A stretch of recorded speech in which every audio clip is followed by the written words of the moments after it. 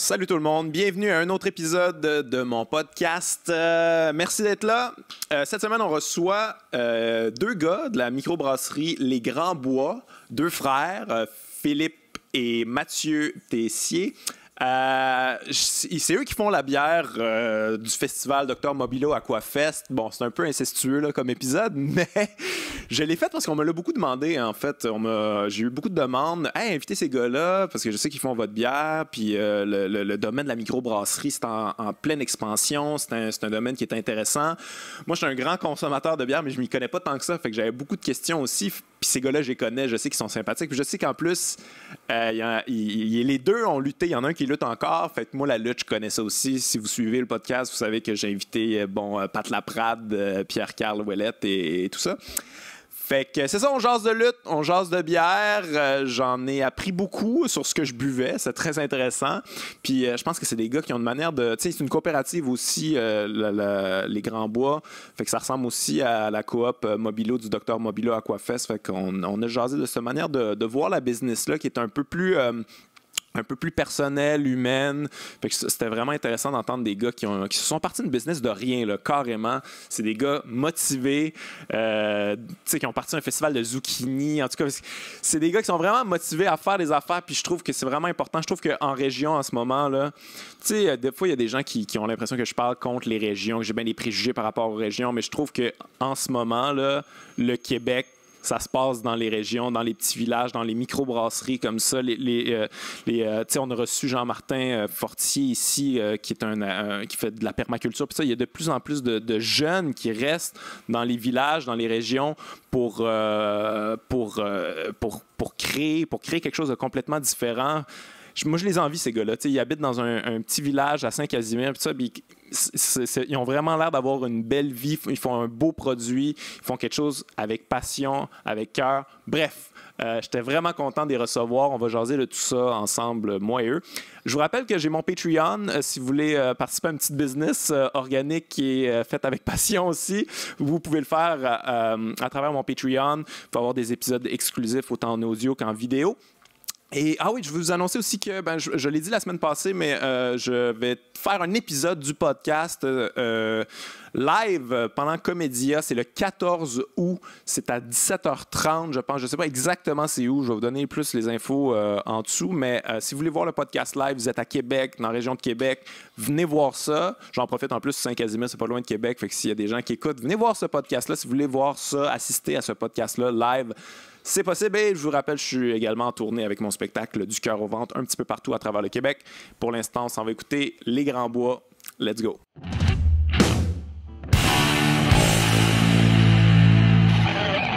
Hey, les gars des Grands Bois, merci d'être là. Bonjour. Philippe Tessier, Mathieu Tessier, les deux frères Tessier de la microbrasserie, la coopérative Les Grands Bois. C'est une bonne place, ça, c'est bien. Ouais, la coopérative de travail Les Grands Bois. De travail, oui. OK, non, nous autres, c'est une coopérative de producteurs. Nous autres, c'est le travail, c'est le travail en premier. Ça travaille, nous autres, ça travaille fuck all. On produit beaucoup de choses, mais il n'y a pas beaucoup de travail derrière tout ça.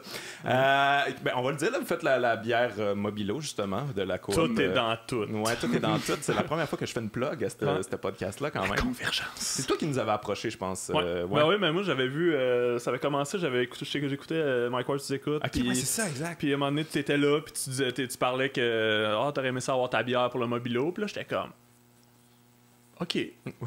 J'ai écrit, j'allais t'écrire. J'étais comme, on est une brasserie, on est une petite brasserie vraiment cool. Moi, je trippe, moi, je suis fan d'humour à la base. Fait que j'étais comme, j'avais vu comme tout le truc du Mobilo, puis j'étais comme, OK, nice, c'est vraiment tous les artistes qui sont dans le Mobilo, moi, ça me parle. Fait que, nous autres, on pourrait vous faire une bière personnalisée, puis tout ça. Je sais que la première année, quand je t'avais approché, t'étais déjà avec une autre brasserie. Ouais, on était avec Bose, puis c'est ça. Il y avait comme, c'était limité là, ce qu'on pouvait faire quand même. C'est une grosse brasserie, une grosse brasserie ontarienne. Fait que qui ont un représentant, mais qui n'a pas ce pouvoir-là. Non, c'est ça. Tandis que nous autres, c'est nous autres les boss, fait que c'est nous autres qui décident. Là. Fait que, c'est ce qui est très cool, ça. Ça fait combien de temps que vous avez parti ça? 3 ans. 3 ans? Ouais. Ça grandit vite, là, ça grossit vite, pareil. Ouais, on travaille fort. Puis la production a pas mal doublé depuis le début. Là. On n'a pas le choix de réinvestir constamment, mais là, ça s'est pas mal stabilisé. Puis tout on fait aller nos affaires tranquillement, pas vite. On stabilise les trucs à l'échelle humaine aussi. On pourrait grossir plus, on pourrait acheter des trucs. On a de la place, puis tout, mais Maintenant, c'est un plan ou c'est comme... Tranquillement, pas vite. Ouais. On veut pas se brûler non plus. Là. Okay. Je disais, j'aime mieux avoir 15 ans, genre étalé longtemps, que genre 5 grosses années. Puis après ça, tu crash parce que t'as trop investi, t'as trop de personnel. Parce que tu sais, plus qu'on grossit, plus qu'il faut des employés. Plus des employés, il faut que tu les formes. Puis à un moment donné, si t'as un creux, parce que la bière, ça se vend pas tout le temps au même niveau. Là. En hiver, là, les mois de février, mars, là, sont tough. Là. Fait que tu sais, si t'es une grosse brasserie avec une grosse production, puis que là, t'es obligé de slacker comme 4-5 personnes, ben à un moment donné, Mais c'est souvent ça le problème des entreprises qui font des faillites, souvent. Là, je sais pas pourquoi je pense à ça, mais Caroline Néron, récemment, elle a eu des problèmes. Mais c'est un peu ça, c'est comme si tu bâtis tellement ton affaire rapidement, c'est tellement rendu gros à un moment donné, puis c'est un peu aussi...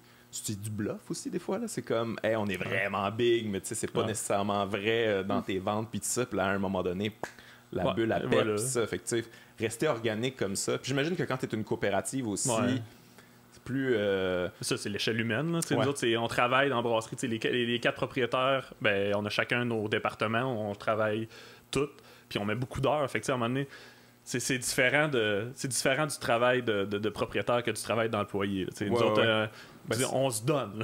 C'est les deux, propriétaire employé. C'est ça. Tu fais les deux en même temps. Toutes les heures supplémentaires, le petit 2-3 heures de plus que tu donnes à la fin d'une journée, ben ça paraît plus que... t'es pas comme je m'en calisse de l'entreprise. Anyway, le boss c'est un cave, le boss c'est toi. C'est nous autres les boss.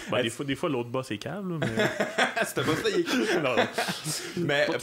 Mais étiez-vous des brasseurs de sous-sol là, un peu là, avant de partir ça? Ça a commencé il y a environ une dizaine d'années. Dans le fond, c'est pas moi, c'est Félix qui, comme notre brasseur en chef, qui a découvert la bière quand il était à Montréal. Avant, il buvait de la vodka. Puis là, il buvait pas de bière parce que nous autres, on buvait tout un peu de la scrap sous la Black Label. Puis finalement, je comprends pourquoi il aimait pas ça.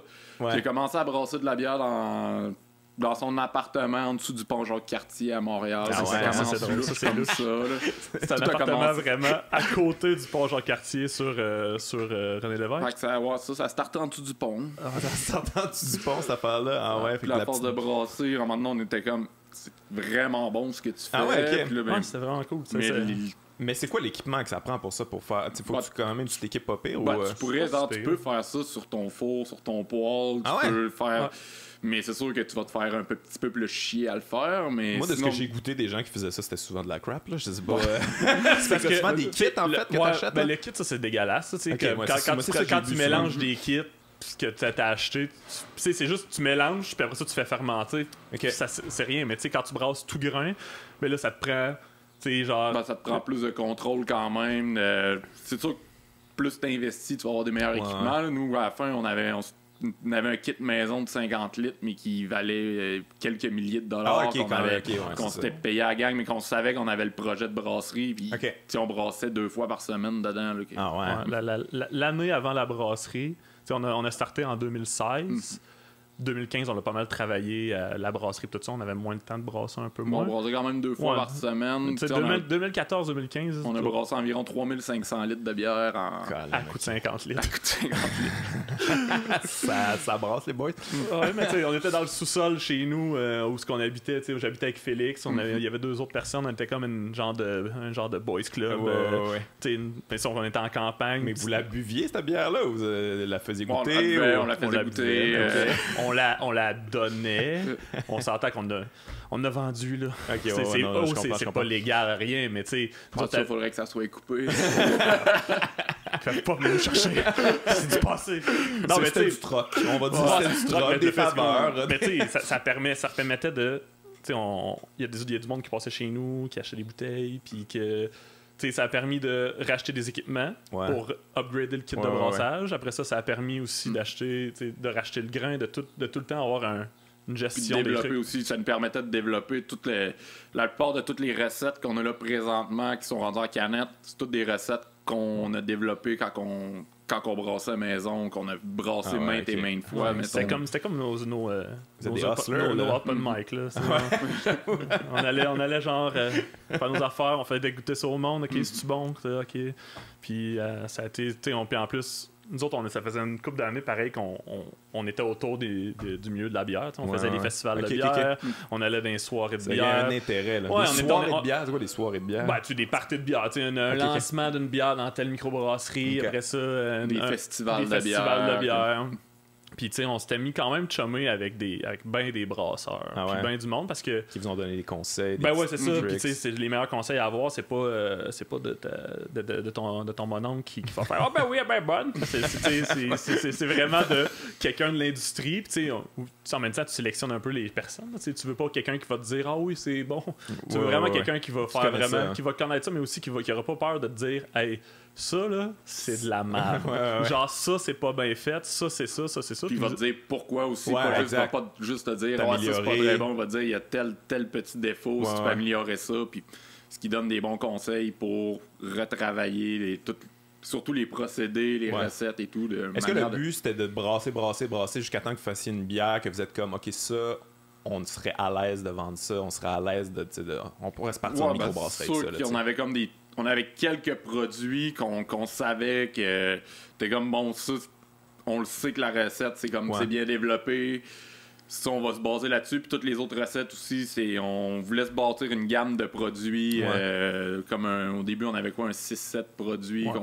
On avait une petite Pale Ale, notre Brown Ale. Mais mettons que notre Pale Ale, ça a été le produit plus tough à développer parce qu'on voulait pas, au début, c'était vraiment bon, mais c'était trop blonné pour ce qu'on voulait. On voulait faire de quoi de plus accessible. Pour nous autres, c'était le fun, mais pour grand public. On voulait de quoi de plus accessible, mais tout en gardant quand même aussi un bon petit côté houblonné. Fait qu'on a ça a été long de développer, de toujours baisser un peu les affaires, tout travailler la balance. Vous aviez 7 produits avant de lancer puis on a fait des tests. Mettons, en brassant maison, on faisait beaucoup de tests d'affaires, des fois, une batch, une nouvelle affaire. Des fois, il y en a que ça finit au drain. Avez-vous fait des tests genre épouvantables? C'est quoi les tests les plus funky que vous avez fait? Avez-vous essayé des trucs genre wild? Les lambics, là. Ouais, on avait fait des tests avec des levures sauvages qui avaient vieilli pendant comme longtemps. Mais c'était vraiment pas bon. Fait qu'on a jeté ça. Mais en général, c'était tout le temps quand même potable. Pour le vrai, c'était surprenamment que à la fin, les gars, à un moment donné, quand tu sais quoi faire, à un moment donné, t'as tes patterns, t'as tes affaires, tu sais à peu près, tu calcules, OK, si je mets ça avec ça, OK, ça va faire ça. Cool. Puis souvent, OK, c'est bon. Mais à un moment donné, tu rajoutes une petite lever spéciale, tu rajoutes une affaire, puis ça peut partir de vraiment de carrément l'autre bord. Puis ça a fait qu'on a trouvé des recettes de bière de même aussi. Là. C'est genre juste la quatrième dimension, là. Ça, c'est. La quatrième dimension, c'est. On savait pas trop quoi faire cette journée-là. Fait qu'on avait. Ça part bien, ça part.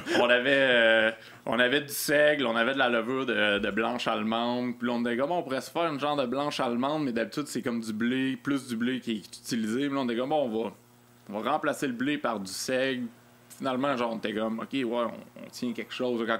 Quand c'était prêt 2 semaines après, on était comme, on tient quelque chose, on va continuer à développer ça. Puis là, finalement, c'est devenu un produit qui est dans notre gamme régulière qu'on a sorti. C'est quelque chose aussi qui est pas commun. Il n'y a pas grand monde qui faisait ça au début. Le terme officiel, c'est comme une Hopfenragen. C'est comme une blanche de seigle allemande. Puis... On a enlevé Hopfenragen du nom parce que ça disait rien à personne. Ça dit rien à personne comme mot. Là. On l'avait mis au début, on a dit non, on va écrire blanche de seigle là, parce que. Ouais. Ben, moi, je sais quoi en même temps, mais tu sais, on dirait que j'associe ça genre à juste une bière. Je pensais que c'était juste, mais c'est une sorte qui c'est un style, c'est un mélange de style, c'est Hopfenragen. OK. Mais à quel point vous faites de l'exploration, des tests, des affaires. C'est sûr qu'on en faisait plus quand on brassait maison, là, présentement. OK. Fait que c'était plus avant que ça se passait. Là, là, on continue, tu sais, on sort, mais vu qu'avec la production qu'on on sort nos produits, sortent vraiment très bien. Fait qu'on faut toujours les refaire, toujours refaire les mêmes produits, ce qui nous permet quand même de continuer.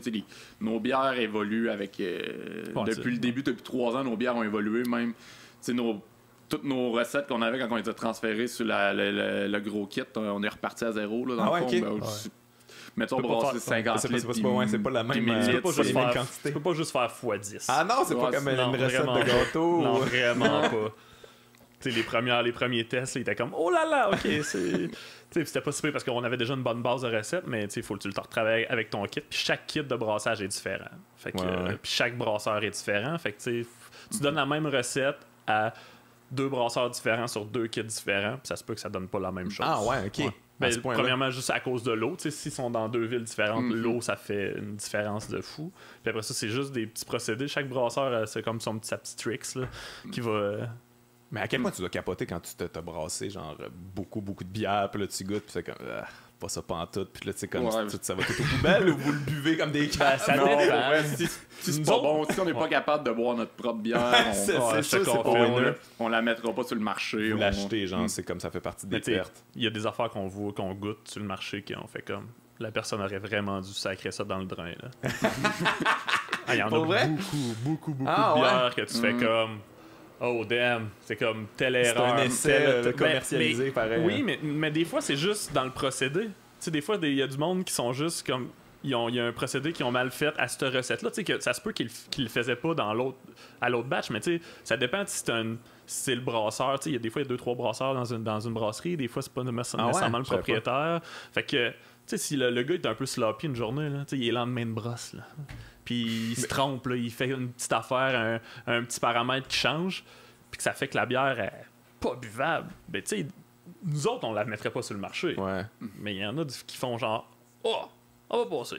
Mais vous êtes rendu, vous connaissez ça à ce point-là, que vous voyez la différence. Ouais, surtout lui. Là. Ouais. Moi, je suis rendu un lui, petit peu... tu sais, quand ils ont des mauvaises batches, là, tu connais les fois, produits. je bois des mêmes bières de différents brassins, puis je vais être capable... Je suis comme, c'est rendu, il y a des tels défauts, je suis capable de trouver, mais ça fait quoi? Ça fait environ plus que 10 ans que je me suis commencé à m'intéresser à la bière, à en boire, de la bière de micro. Fait au début, je connaissais pas grand-chose, mais à force de lire, à force de boire, surtout à force d'embrasser, tu finis par découvrir tout plein d'affaires, à jaser avec le monde. Fait que j'ai fini par être... Je pense que j'ai un bon palais pour déceler des goûts, puis en même temps, c'est bon parce qu'on est très critique envers nos propres produits. Là. Puis c'est comme ça que ça fait améliorer la patente. C'est du nivellement vers le haut. Des fois, je vois des affaires du nivellement vers le bas. Surtout, présentement, des fois, présentement, la mode, c'est bien les New England IPA puis les grosses affaires houblonnées qui ressemblent à du jus. Là. Nous autres, on n'est pas capables. Il y a plein de monde qui font ça super bien. Mais quand tu vois une bière qui est t'as la bière là, puis qui est pleine au top, il n'y a pas de mousse, elle est opaque, on dirait un jus d'orange. J'en ai brune. C'est vrai qu'il y a beaucoup de ça ces temps-ci. C'est la grosse mode, puis tu sais, sauf que l'affaire, c'est que c'est un style de bière que tu garoches du houblon en c'est facile à faire, là.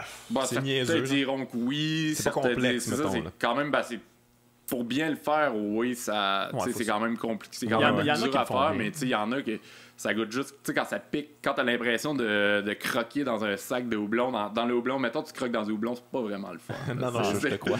C'est très pas le fun, mais quand t'as ce feeling-là en buvant la bière, c'est comme... Mais pourquoi il y a ce mode-là? C'est quoi, c'est une bière de soif, genre? Non, même pas une bière de soif. Ben, tu sais, il y en a qui considèrent ça comme une bière de soif, mais c'est vraiment sucré, là. C'est souvent, c'est vraiment sucré, ces bières-là. Puis, je sais pas, c'est le goût fruité, je pense, qu'il va chercher le jus de fruits. Le monde aime ça, le jus Oasis. Fait que là, ils retrouvent ça dans la bière. Mettez de l'alcool dans vos jus Oasis. Puis aussi, c'est des bières qui sont vraiment bonnes pour Instagram, là. Mettre ça sur Instagram, là, avec un beau filtre, là. Oh là là! like, là. Vous sur Instagram, vous autres? Un peu, mais... on pose des affaires de temps en temps. Je suis comme le gestionnaire des réseaux sociaux, mais bon, je suis pas très bon avec les réseaux sociaux. T'es quand même bon. Vous avez un petit beau spot, c'est très instagrammable, votre spot. Oui, sauf que on n'en abuse pas. On n'en abuse pas parce qu'à un moment donné, c'est comme, des fois, on voit des affaires passer, puis surtout Instagram, c'est comme c'est secondaire, là, on n'est pas obligé. Puis, oui, je sais qu'il y a bien du monde qui, là, on est rendu avec des influenceurs dans la bière, là. Oui! C'est donc bien hot, ça. C'est drôle, puis il y en a des malades, là. Il y en a des... C'est souvent... Oui, il y a des... la plupart du temps, c'est des filles un peu cute. Ah ouais? Ouais. C'est malade, pareil que... Pendant longtemps, tout le monde s'est battu dans l'industrie de la bière pour que la femme ne soit pas reléguée à son corps. Parce que, une bod, là. Ben, c'est ça. Mais l'affaire, c'est que dans le milieu de la microbrasserie, il y a eu des femmes qui ont travaillé, mais ça a été tough, là. T'sais, moi, ma blonde a travaillé longtemps pour Microbrasserie Charlevoix. Ah ouais, ok, je savais pas. Puis elle était là, genre 7-8 ans, elle faisait des festivals, elle faisait des affaires, puis tu sais, elle m'en compte des histoires, là. C'est l'enfer, là. Mais tu sais, elle a du caractère, fait qu'elle prenait sa place, puis elle, tu sais, si un gars, il disait de la merde, ben, elle te l'envoyait chier solide, là. Sauf qu'en même temps, une fille qui aurait été un peu plus fragile, qui arrive dans un milieu de la bière, qui tripe sa bière, tout le monde a le droit de triper, genre n'importe qui, là. puis t'arrives dans un boys club de fou. Ah ouais, ça doit être quelque chose Fou. quand Fait même. que là, tu sais, moi, en tout cas, ma blonde, ça le fait chier parce qu'elle s'est battue longtemps pour faire comme. Tu sais, moi, je suis dans le milieu de la bière, je tripe sur la bière, mais c'est pas parce que, genre, j'ai des boules que. C'est pas à cause de mettre le bikini Budweiser. Mais ça, aussi, genre, c'est pas juste à cause de ça que je suis bonne pour triper sur la bière. J'ai des connaissances, j'ai des goûts, tout ça. Puis là, t'as genre une fille qui pose des photos un peu trop sexy avec genre une canette de bière pour faire de la promo. Une canette de bière entre les boules. Pour vrai? Ah non, c'est fou, ben, ça, c'est plus. Il y en a pas au Québec encore. Au Québec, on n'a pas tant que ça. Mais aux States, ça. Mais c'est quoi un influenceur de bière au Québec, mettons? Ils font-tu des petites vidéos? Ils vont faire des vidéos, poster des photos d'eux autres. Des fois, des critiques, pas tous les influenceurs qui vont vraiment connaître ce qui. Mais c'est quoi d'abord? Je bois cette bière aujourd'hui. Ouais. C'est tout? Ah oui, c'est ça. Right. Puis c'est genre. Sauf l'affaire, c'est qu'il y a du monde. Facile, je fais que ça, boire la bière tous les jours. J'ai un enfant, je suis sous à tous les jours. Tu sais, il y en a que c'est quand même pertinent, il y en a qui font bien ça, sauf qu'il y en a que c'est vraiment juste comme haha, je bois cette bière, puis là tu vois clairement que c'est payé, là. Tu vois clairement qu'elle a eu de la bière gratis, finalement. Il y en a plein qui en ont, là, qui en donnent. Parce que, hein? On n'a jamais donné de bière. À part un autre chum. On t'en a donné à toi. Ouais, c'est smart. On est arrivé avec la bière. Je vais mettre ça sur mon Instagram, Instagram, les grands bras. Non, mais c'est un phénomène quand même drôle. Oui, il y a du monde qui utilise ça comme de la pub, mais en même temps, moi, j'aime mieux. Tu sais, comme il y a Martin Thibault qui est. Si à un moment donné, tu veux vraiment te renseigner sur la bière puis apprendre. Martin Thibault, le coureur des boires, c'est hallucinant. Le gars, il voyage à travers le monde pour apprendre sur les bières. Okay. Puis, apprendre toutes les différentes traditions brassicoles du monde, mais il va chercher des affaires que tu sais qu'il n'y a pas grand brasseur qui connaît, que lui, il s'en va dans des régions perdues en Norvège, partout pour trouver, en apprendre un peu plus sur des styles de bière qui sont faits. Ah ouais, c'est fou. Mais ça fait pas longtemps que ça se développe au Québec, là, j'ai l'impression. Là, ça a pris du temps, mais... C'est cool, ça. En même temps, tu te dis les influenceurs, c'est ridicule, mais c'est quand même une preuve que c'est rendu populaire. Quand les influenceurs sont là-dedans, mais c'est le fun, ça veut dire que ça se développe, les goûts se développent, les produits se développent. C'est juste que nous autres, on est comme là, puis on est comme... C'est comme des gens qui prennent la parole en public, puis qui, tu sais, à un moment donné, se fait comme... Ouais, qu'est-ce que t'as dit, ça n'a pas de sens. Ouais. Fait que c'est juste plat des fois, mais c'est pour ça que... Il y en a de plus en plus des critiques de bière au Québec, j'imagine, parce que c'est un goût qui se développe. Un peu plus. Ouais, quand même. Là, ça se développe. C'est sûr que le marché de la bière a vraiment beaucoup évolué depuis une dizaine d'années. Fait que là, c'est fou, là. Beaucoup de critiques, il y a beaucoup de monde, il est rendu avec des formations. Il y a des formations qui se donnent pour goûter de la bière et tout. Des formations SEQ, ou non, c'est plus privé. Dans le fond, il y a comme... Tu peux sûrement que tu as déjà entendu parler Philippe Hooters et tout, qui donne des formations. Le gros monsieur belge. Ah ouais. Le gros monsieur belge, c'est notre Ricardo de la bière. Non, mais je l'aime vraiment beaucoup, Philippe. Tu sais, je sais pas si c'est positif, ça, le Ricardo de la bière. non, mais dans le sens que il est rendu comme un peu un brand, tu sais. C'est comme un personnage que il fait beaucoup le tour des épiceries, des GA, tout ça. Puis il fait de la formation, il fait des conférences, mais tu sais, il est plus dans le... C'est people, là. Ouais, très people, il va conter des histoires, il va raconter, c'est un raconteur un peu, tu sais. Lui, il dit moi, c'est presque un number. Tandis que tu as Martin Thibault de l'autre côté, que lui il est vraiment les faits, tout ça, tu sais, à un moment donné, ça peut pas plaire à tout le monde. Tu sais, quelqu'un qui est vraiment, qui connaît pas en toute la bière, puis qui va écouter une conférence de Martin Thibault, ça se peut qu'il soit perdu. Ça se peut, mais... C'est des faits, c'est comme... Mais c'est pour ceux qui... c'est plus pour vous autres, finalement. Là, des gens plus avancés. Ça prend aussi du monde qui sont plus mainstream. C'est ça, que tu fais, c'est bien parfait. Puis chacun a sa place, puis c'est vraiment le fun, parce que chaque personne prend de la place, prend de l'expansion, fait des nouveaux trucs, fait que... Ouais. Mais moi, comme je te dirais que j'en consomme beaucoup, mais je m'y connais pas tant que ça. C'est comme juste les techniques, là, comme les recettes pour faire les bières, je connais même... Je sais même pas comment on fait de la IPA ou... je sais pas. De la bière, à la base, c'est simple. C'est un mélange... C'est un mélange d'eau et de grains qui est soit du malt d'orge, ça peut être du blé, du sec. Tu peux utiliser plein de céréales. Il y a des bières sans gluten avec du riz, du millet, du sarrasin. Mais ça, tu fais un mélange, tu as des différents types de grains. Tu vas avoir, majoritairement, tu comme la grosse majorité de ton grain bill, ça va être du malt de base, du malt pâle. Puis après ça, tout dépendamment de ce que tu veux faire. Mettons, tu veux faire une stout, tu peux prendre des maltes qui sont torréfiés, des maltes plus foncés. Tu veux faire une brown ale, tu vas avoir des maltes un peu plus peu plus comme toasté et tout. Fait que ce qui est couleur de la bière va vraiment venir des céréales que tu utilises. OK. Puis là, tout dépendamment après ça, ce mix-là, cette infusion-là, ça s'appelle l'empâtage. Tout dépendamment de la bière que tu fais, on va dire environ 1 heure à une température X, souvent comme entre 63 et 68 degrés. Que là, c'est là que les sucres se développent. Puis après ça, tu soutires, dans le fond, le liquide du grain. Dans le fond, tu sépares le liquide du grain que tu fais bouillir. Puis c'est là, c'est à l'ébullition que tu rajoutes du houblon. Puis après ça, tu refroidis ceci qu'on appelle le mou. C'est pas encore de la bière vu que ça a pas fermenté encore. Puis là, c'est là que tu rajoutes de la levure. Puis là, ça fermente. Puis c'est toujours à peu près le même nombre d'heures ou tu peux genre fermenter plus longtemps ou qu'est-ce que souvent comme le procédé tout dépendamment de la bière, ça revient souvent au même nombre d'heures, mais si t'as une bière moins, mettons nous autres avec notre système, si on a une bière qui est moins forte en alcool, on va sauver quelques minutes dans la journée vu que c'est juste ça dans le fond. Mais des fois, tu as des procédés comme là, on a commencé à développer depuis cet hiver une Pils d'inspiration tchèque. C'est comme un style. On est des gros tripeux de lager, de Pils. Puis ça nous prend quasiment 2 fois plus de temps à brasser, vu qu'on fait des procédés de la décoction, qu'on fait bouillir le grain, qu'on bouille. C'est comme, mettons que l'empâtage dure environ 3-4 heures de plus. Que normalement ça prend 1 heure, mais au final, ça amène une complexité au produit que mettons tu ferais pas ça. Ça sert à rien de faire ça pour une IPA, mais pour une Pils, ça vaut Mais une la peine. Pilsner, c'est quoi dans le fond? À la base, c'est quoi? C'est une bière. C'est juste une blonde. Une bière blonde, lager blonde, soif, quand même bien houblonnée. Ça vient de. Ça a été inventé en République tchèque il y a des centaines et des centaines d'années. C'est une bière. Mais qu'est-ce qui différencie? Je veux dire, c'est la recette ou c'est comme on décide que... recette, levure... ça, les recettes, c'est le type de levure qui est utilisé, mais... Au final, c'est de la bière, là. C'est quand même les... ça, je le savais. Ça, c'est le bout que je savais. C'est rendu ça parce que c'est comme des trucs qui ont comme tout donné des styles. Fait que là, faut... Mais tu sais, une IPA, mettons, c'est quoi? Dans le fond, l'IPA, c'est une bière houblonnée. Là. C'est une bière blonde houblonnée.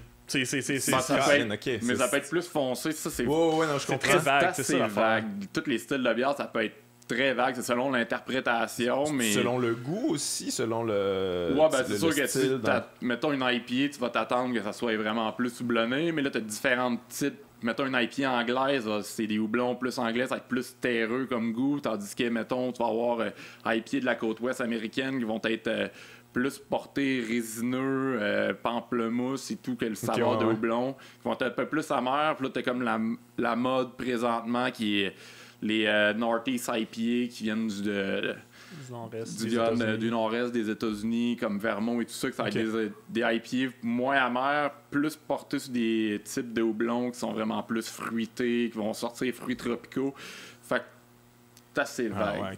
C'est fou ça. Tu peux aller partout. Puis là-dessus, on n'a même pas encore parlé de rajouter des épices ou des fruits. Là. Ouais. Ok, ça, c'est. Ah, man, il y en a. Là. Il y a toutes les formules possibles pour faire de la bière. Puis là, présentement, c'est comme. Il y a plein de nouveautés. Là. Le marché de la nouveauté est quand même fou parce que c'est des petits trucs funky. Là, la mais funky, mais aussi. c'est ça. Du lactose, des framboises, telle épice, telle affaire. Puis là, tu mélanges tout ça en même temps. Puis ça te. À un moment donné, c'est juste fou, là. C'est rendu... c'est comme des cupcakes, là. c'est des cupcakes. La bière est rendue des cupcakes à un certain niveau, là. Puis là, ils posent ça. Tu fais juste... Quelqu'un va poster comme une... genre de milkshake IPA à l'abricot, à lactose vanille. Là, tout le monde capote parce que là, tout le monde dans sa j'ai jamais vu ça! Non, mais tout le monde dans leur tête associe « Ah, c'est malade! » Puis là, sauf que... Tu sais pas si la bière est bonne. Le monde, ils se font juste une idée. Ils font comme... ces fruits-là. Ah non, c'est ça. Puis, ta brasserie-là, nanana. Puis là, à un moment donné, tu goûtes ça, tu fais comme... C'est souvent imbuvable, ces affaires-là. Ouais. Ça, un milkshake, c'est bon dans une crèmerie. Ah ouais, ok, on n'est pas trop là-dedans. On essaye de garder quand même... Mais il y a quand même une mode de ça. Fait que faut quand même un peu le donner, j'imagine, aussi en même temps. Ça dépend. Nous autres, on est chanceux. Nous autres, on se considère vraiment chanceux qu'on fait encore ce qu'on veut. Ouais. Nos produits se vendent très bien, puis on n'a pas eu encore à aller vers ces styles de bière-là qui se vendraient peut-être plus facilement que notre Hopfenragen. Sauf que avec le kit de brassage qui est petit, nous, on est quand même pas une grosse brasserie, fait qu'on peut se permettre, on brasse plus souvent les mêmes bières puis nos bières, sauf que sont tout le temps fraîches, il y a tout le temps du roulement, tout va bien, il n'y a pas de vieilles bières non plus qui traînent à la brasserie, qui fait en sorte qu'on en refait tout le temps les mêmes bières. Présentement, bien les faire, ben, c'est de ça. qualité. Les recettes sont... Ça permet de développer aussi, travailler la recette plus que si, mettons, tu fais une recette une fois par année, ben, ça se peut qu'elle soit correcte, la bière. Là, mais c'est plus que tu as fait, plus que tu changes des petits paramètres et tout, puis à un moment donné, t'es comme, bon, là, t'es plus content. Genre, c'est long, c'est quand même un long processus. Mais vous en avez une à l'hibiscus, je pense. Ça, c'est comme ça, c'est une affaire qui accroche l'œil. C'est un petit peu, là, c'est quoi, là? Mais... Ouais, c'est un test qu'on avait fait. Tu sais, ça, cette recette-là, c'est Félix qui partait en voyage. Puis qui, tout son stock de brasserie était comme, il me reste du stock, il faut que je fasse une bière pour passer mes affaires avant de partir en voyage. Ah, de l'hibiscus. Ah! Il a arraché ça. Ça dedans. C'est fait avec amour. Après ça, on a comme redéveloppé la recette, puis on a fini, c'est sûr, on était sûr que ça allait être un produit qui allait bien se vendre. Couleur, la bière est vraiment rose. Rose. Ça, c'est pas... Pour moi, mon goût, c'est pas un produit que j'apprécie énormément. Je pense que c'est le produit que nous autres, on boit pas. mais comme je te dis, c'est important aussi de donner ces affaires-là, parce que c'est toujours ce qui capte l'attention. Là, moi, je connais bien des gens qui boivent vos produits, puis ils parlent de ça. C'est pas nécessairement leur préféré, mais ils s'en rappellent. C'est comme un peu un trademark. Le nom aussi est accrocheur. Ouais, c'est ça. Puis le branding, puis tout est cool. Mais ça, le branding, ça a été quand même quelque chose qui a permis que je pense que ça marche. Ouais, vous avez des beaux étiquettes. Ouais, ben funky, là, c'est de la couleur, puis... Ouais, c'est ça, vous êtes sorti du lot médiéval. Il y a le médiéval, il y a aussi tout ce qui est diable, les légendes du Québec. Mais ça le corporate, là aussi, le gros corporate de brasserie qui a aucune idée de talent artistique, il n'y a aucun ami proche qui a des talents artistiques, puis ils font « On va aller voir une firme de communication pour ma brasserie », puis là, ils font le même pattern que toutes les autres. Puis on voulait pas aller là-dedans. Il y a aussi la mode des petites étiquettes hipster, là, tu sais pas se rappeler de ça, là, c'était toujours la même affaire, là, en tout cas, bref, mais il y a toujours des modes comme mais vous autres, on est allé avec des amis, tu sais, pour le vrai, on est allé pogner, on a pogné des gens qui étaient autour de nous. Tu sais, la première Ariane, on savait pas quoi faire, on était rendu à l'étape des étiquettes, on était comme qu'est-ce qu'on fait, puis on était tombé sur Ariane qui était à cause des spectacles de musique. Nous autres, on faisait affaire beaucoup avec le Pantoum à Québec. Puis elle faisait genre de la projection pour un band, mais aussi elle faisait des affiches, des posters pour des bands. Puis on était comme, hey, c'est vraiment cool ce que tu fais. Nanana. On cherchait quelqu'un pour faire des étiquettes. Boum, elle nous a pondu des étiquettes, les 6 premières étiquettes. Là, puis c'était malade. C'était les 6. On était comme, ok, cool. Elle a vraiment saisi qu'est-ce qu'on voulait. Puis bang, c'était allé là. Puis après ça, il y a du monde qui ont trippé sur qu'est-ce qu'elle a fait, du monde qu'on connaissait, puis hey, j'aimerais ça vous faire une étiquette. Puis là, on était comme, ok, cool, on checkait les portfolios du monde, puis boum, la deuxième personne nous a fait des étiquettes, c'est un gars qui est originaire de Saint-Gasmire. Ah ouais? Ouais. Nicolas Star, il est à Montréal, il fait du tag à Montréal, il fait, nice. C'est vraiment cool, puis là, hey, je pourrais-tu faire une étiquette? Ben oui. Boum, on y a envoyé ça, puis il nous a envoyé des affaires, puis il nous a fait quoi, 2-3 dans les mois? Ouais, 2-3. Parce que c'est niaiseux, mais c'est assez important, parce que tu sais, c'est sur vraiment l'étalage, là, toutes les bières... surtout que le marché il est rendu avec tellement de bières partout que faut que tu essaies d'aller chercher l'œil du consommateur, puis... Moi, je trouve ça important que le contenu soit, que le contenant soit quand même aussi bon que le contenu. Là, nous autres, pour le contenu, on n'est pas stressé. Nous autres, on est vraiment confiants de nos produits, que la personne va boire ça, elle va être satisfaite. Là. Fait que, rendu là, ouais, ça, c'est votre job. Si tu réussis à l'accrocher avec une étiquette qui est, comme nous autres, notre meilleur vendeur, c'est la Superpose, qui est notre... Ah, c'est votre meilleur vendeur? Ouais, c'est l'IPA, on en vend 2 fois plus que toutes les autres. Ah ouais, 2 fois plus? Fuck. Facile. Surtout, c'est en site, à plein été, on fait juste... L'IPA, ça sort, hein? C'est le style. Présentement, c'est le style. C'est 3 lettres qui vendent. Non, ça vale. Non, mais tu sais, l'étiquette est comme rose et bleu, vraiment flash, avec un peu look Miami Vice. OK. C'était comme un peu prochaine bière, mettez des néons qui flashent quelque chose. On avait pensé à un moment donné, je voulais faire des sais, il y avait ça, c'est les boîtes de céréales, là, les trucs que tu tournais, là, puis que Ouais, ça ouais, faisait des hologrammes. des genres d'hologrammes, là. Ça, On va en faire une comme avec aussi, tu sais, les trucs d'œil magique, là. Ah, Que ouais, tu trouves quelque que tu chose, vois là. quelque chose là, en fixant boy. longtemps. Je viens d'avoir cette idée-là, c'est bon. On va regarder. On part avec ça. Il y Regarde. aura au moins ça de positif. Ah, tu sais, sur ce podcast. les étiquettes, on s'est vraiment tout inspiré de. C'est tout subtil un peu, mais il y a vraiment beaucoup de pop culture, Ouais, vraiment. Internet Il y a des québécoise. insides entre vous autres aussi, on le sent. C'est Comme fou, là. Superpose, c'est une chanson de Michel Louvain qui est quand il animait c'était l'épisode de Bonne l'émission Humeur. de Bonne Humeur. Puis t'as une vidéo qui passait souvent, on était bien fans des Lundis douteux aussi. Ouais. Ça, il y a les Quatrième Dimension, c'est un film de classique de Roger Normandin. Je connais ça. C'était écœurant aller voir ça. Si vous avez pas vu ça, c'est un Ouais, classique. oui, Roger Normandin, Quatrième Dimension. Très étrange, Roger Normandin d'ailleurs. C'est comme toutes les. C'est fou, raide. Mais là, toi, t'as son numéro de téléphone. Quoi? Ouais, ben c'est les gars de. Les gars de chocolat. Les gars de chocolat l'avaient rencontré le lendemain d'un spectacle à Shawinigan en déjeunant. Il est encore à Shawi, je Ouais. il sort pas de là. Je pense qu'il avait demandé son numéro parce que les gars voulaient qu'il réalise son dans un clip, prochain ok. Imagine vidéoclip. un vidéo.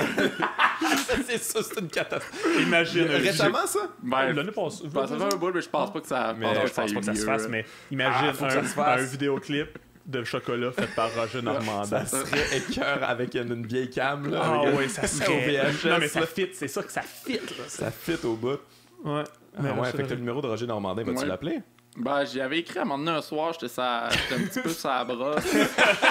Puis j'ai écrit que je fallait faire de quoi à un moment donné, puis en tout cas, il m'a pas répondu. Je pense Juste qu'il- une petite pub, là, Ça, rapide, là. c'est avec sûr que la ça devait bière. être intimidant un peu. Là. Tu te fais écrire à 11h le soir par quelqu'un qui dit hey, c'est moi qui fais ta bière. Ouais. Ah, il doit pas tout être là en plus. Là. C'est sûr que non. je veux dire. J'ai déjà vu des entrevues de lui, c'est à pense Juste qu'il est pour dans rire. là, quatrième parce que Juste pour dimension. rire avait acheté Juste pour rire avait acheté ses trucs. Oh, hein, tu m'apprends Ouais. ça? Il avait acheté c'est le truc de la quatrième dimension, je pense. Ah, ouais. Ouais. Ils ont fait quelque chose avec ça? Je sais ou, pas, moi j'ai déjà vu une entrevue, il est comme les trucs de Juste pour rire avec Penelope McQuaid, je pense, là, Ah, ouais. qui est là. Hey, c'est fou. Moi, juste là. pour rire en direct, ouais. Ouais, il a fait enfin, ça. moi, Je sur suis au courant de YouTube, ça. là, tu le checkeras, là, c'est de toute beauté. C'est deux mondes qui clashent ensemble, là, c'est Je hallucinant. l'ai vu à Denis Lévesque, là. J'ai vu Ouais, ça, ouais, j'ai vu c'est ça plusieurs fois. Gibier de potence. Un classique. Aïe, aïe. Ouais, je reviens à genre la fabrication de la bière. Les céréales, tout ça, t'achètes ça où?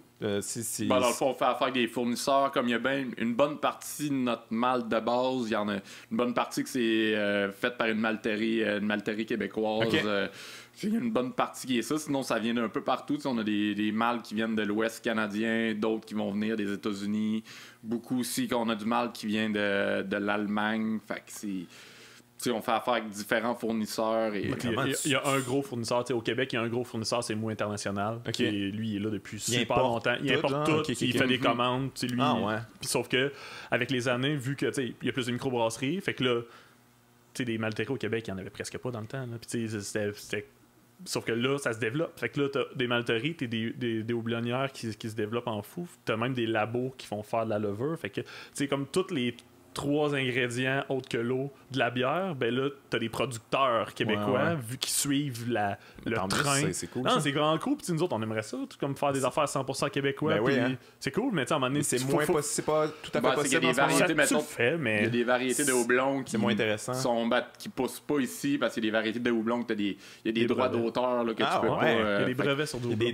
des Ouais, il y a des brevets sur différents types de houblons. Puis il y a des Sérieux? houblons qui poussent moins bien ici. Fait que, tu sais, nous, on fait affaire, on a beaucoup de houblons qu'on utilise, ça vient du Québec, mais on a aussi beaucoup de la. Tu sais, une grosse partie du houblon dans le monde pousse à sa côte ouest américaine. Fait qu'on a beaucoup qui viennent de là aussi. Mais comment tu débroussailles ça, là? Genre, c'est quoi le bon houblon, puis c'est quelle sorte que tu veux, c'est quoi, qu'est-ce que ça Ben, va te donner au Je finis par final? aller Essai, avec erreur. le savoir. Ben, tu sais, à cette heure, les houblons, les houblonnières, ils vont t'envoyer.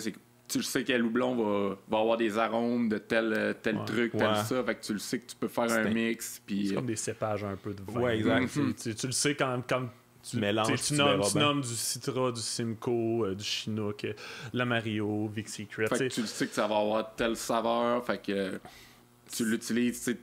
Tu utilises ça dans tel ou tel type de bière. Pas...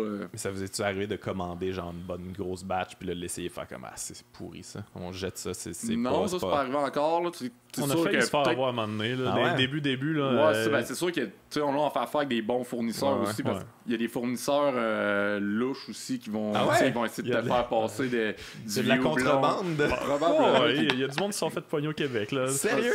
Quand d'autres brasseurs ils disent ouais, tel lot de houblon de telle compagnie, c'est pas fameux. Puis à un moment donné, t'as d'autres qui vont ben oui, c'est vrai, nanana. Puis à un moment donné, tu te rends compte, ok, il vous a tout eu. Là.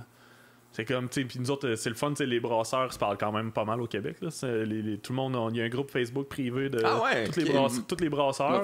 Ça se donne des belles fraternités. Quand même, est encore le fun. Ah ouais? Là, c'est pas encore. C'est sûr qu'il va y avoir de la compétition. Là, c'est encore quand même cool. Il y a une bonne vieille garde. Dans le temps, il y a 10 ans, là, tout le monde se connaissait par cœur. Ouais. Fait que, à cette heure, on est comme rendu 230 brasseries. 230? Ouais. Microbrasseries? Ouais.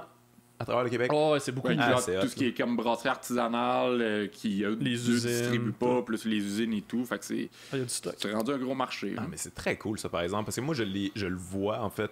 Moi, ça fait 13 ans que je fais de la tournée, tu sais, puis avant, là, j'allais dans un village, puis qui se passait rien, là, c'était des Tim Hortons, puis des Subway, puis tout ça, puis là, il y a vraiment un boom, là, depuis, je dirais, 5 ans à peu près, là, je vais dans, tu sais, il y a la microbrasserie du village, tu vas là, il y a souvent un petit resto, les jeunes sont là, ça garde les jeunes dans les villages, c'est vraiment le meilleur exemple, là.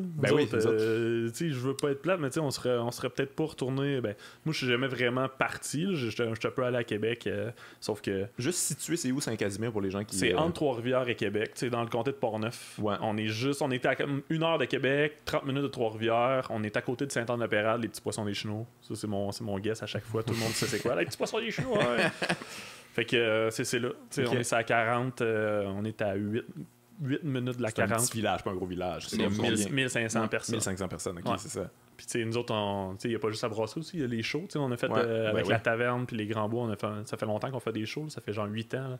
Fait que, vous, c'est sûr, ça donne un boom économique au village. Là. Ben, pas nécessairement au village, mais ça a fait au moins connaître la place. Ça a mis le village très sexy. Il y a des gens qui viennent. Y a des gens qui viennent, oui, c'est sûr, mais tu sais, c'est pas.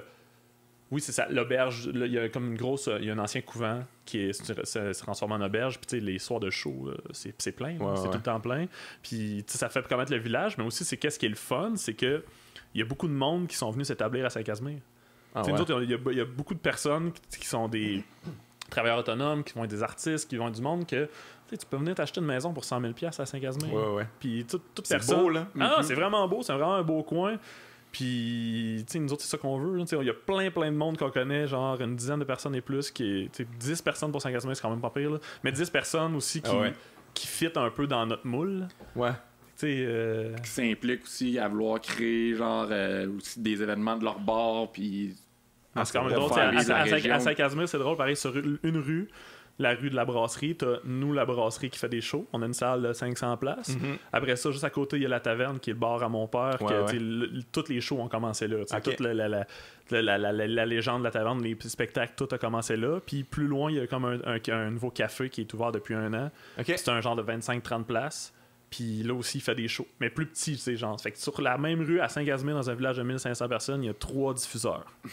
Non, mais c'est... De 3 grosseurs différentes, puis ça fait que ça dynamise vraiment la place. Là. Mais vraiment, mais je veux dire, c'est ça partout au Québec. Là, je te dirais, dans un village, là, on dirait que ça a vraiment donné un élan économique de fou. Puis je pense que c'est ça le futur aussi. Là, c'est ça en Europe, là, quelque part. Là, je veux dire, chaque village ou presque sa bière, son fromage. Il faut le plus autosuffisant, puis de travailler ensemble. Mais aussi, c'est que ça, c'est le fun. Mais tu sais, faut pas non plus... Faut juste qu'elle fasse de la diversité, parce qu'à base, c'est Saint-Casimir puis le Port-Neuf, ça reste quand même un peu beaucoup skidoo, 4 roues, puis tu sais, il y a quand même un fond un peu redneck, là, c'est correct, là, moi, genre, il y a plein de monde que je connais que, qu'est-ce qu'on fait, qu'est-ce qu'on offre comme offre culturelle, ben ça leur parle pas, mais c'est correct, parce que ça fait en sorte qu'il y a d'autres mondes, qu'eux autres triplent là-dessus, qui vont vouloir rester, parce que, tu sais, dans les années 80, là, l'exil des campagnes, tout ça, là, c'est parce qu'à un moment donné, il n'y avait pas d'offre. Il n'y a rien à faire. Il n'y a aucune offre. C'est ça. Puis à un moment donné, tu t'arrives pour aller dans le monde, dans les soirées, puis tout ça, puis à un moment donné, tu te rends compte, ça me parle pas. Tu sais, genre, moi, quand j'étais jeune, là, qu'est-ce qu'on allait voir? Des hommages à Metallica, puis... c'est ça pareil, là. Puis c'est correct. Mes premiers shows, c'était ça, là. Mais c'est fou ce que vous faites quand même, parce que là, on a glissé le mot, mais vous faites des spectacles, vous êtes maintenant un diffuseur. Oh, ouais, un diffuseur. Vous amenez, tout le monde est passé par là. Ma blonde est passée par là. Puis d'ailleurs, ils ont tous des bonnes anecdotes. Ça boit beaucoup, ça a l'air. C'était une bonne soirée, non, ça. On s'attendait pas à ce qu'un show des Sœurs Boulay, ça finisse autant party que ça. Ouais, ils sont capables. Mais c'est drôle parce que nous autres, on offre de quoi aussi différent. T'sais, la salle, comme moi, je me rappelle au Sœurs Boulay, nous autres, on s'est beaucoup des shows debout. Ouais. Parce que des shows assis, ça tue c'est ridicule. C'est pas la même affaire en musique, ça en tue tout la cas. vibe. Ça tue la vibe. Puis, tu sais, je pense que la personne le gérant des Sœurs Boulay, ou je sais pas, le producteur, je sais pas qui, mais au début, il était réticent à genre, il était comme, mais peut-être pas un show debout, je sais pas. Tu sais, souvent, tu sais, je sais pas les salles qui font, mais ça doit être pas mal des salles assis qui font. C'est pas mal, ouais. Fait que, tu sais, on était comme, non, fais-nous confiance, ça va être cool. Tu sais, on avait genre 250 personnes debout qui trippent, puis que ça fait une vibe différente, là, le monde bouge, le monde. Il y a quelque chose qui se passe pas mal plus. Ben, ils vont boire, mais c'est ça. Ça va boire plus, ça va avoir plus de fun, funny. Tu veux pas être comme, excusez. Non, là, tu vas juste c'est genre, un show à base, les Sœurs Boulay, c'est quand même pop, c'est plus mainstream que. Ouais. Sauf que moi, j'étais comme, c'est cool, c'est vraiment nice. Puis je pense que le monde, ils ont vu plus que qu'est-ce qu'ils entendaient à la radio. C'est quoi vos shows qui ont le plus dérapé après? Mais j'ai eu des shows, il y a eu des gros, mettons un show des hôtesses d'hilaire, c'est sûr que ça finit en... J'en doute pas! Ça finit en... Tous sont venus au festival Mobilo, puis Serge était quelque chose quand même. Mais l'histoire de Serge, on veut la raconter. Moi, Serge, le show il avait lieu dans Taverne, puis dans ce temps-là, j'avais un appartement directement au-dessus du bar. Fait que, les fins de soirée, c'est facilement. Les after party. Là, ça a fini. Il y avait Serge qui était DJ, qui était devenu DJ, qui arrêtait pas de crier DJ Serge sans arrêt dans le micro, qui était aussi en bobette, comme classique. Évidemment. Il finit son show en bobette, mais l'affaire, c'est on est en plein hiver, là. Ah ouais? En plein hiver, il est en bobette, puis il y a du fun, il est dans le bar, il y a chaud, on transfère en haut, on s'en va en haut, on a du fun, à un moment donné. À un moment donné, il s'endort. Il était rendu quand même tard. Là, on s'est endormi comme à 6 heures de bonne heure. Il se réveille à 7 heures le matin, mais il est encore en bobette. Puis là, l'affaire, c'est que nous autres, les bands, dorment tout le temps à une maison qui est comme à 5 minutes de marche environ. Mais tout ce qu'il a trouvé à se mettre sur le dos pour s'en aller à la maison, c'était le rideau de douche. Donc là, il a marché comme il est parti avec le rideau de douche en plein hiver. En bobette. Mais oui, il trouvait plus ses vêtements ou Non, il y avait plus ses vêtements même dans le bar. Fait que là... on savait pas, puis il est 7 heures le matin. Fait qu'il a juste mis le rideau de douche, je l'ai regardé. À tantôt.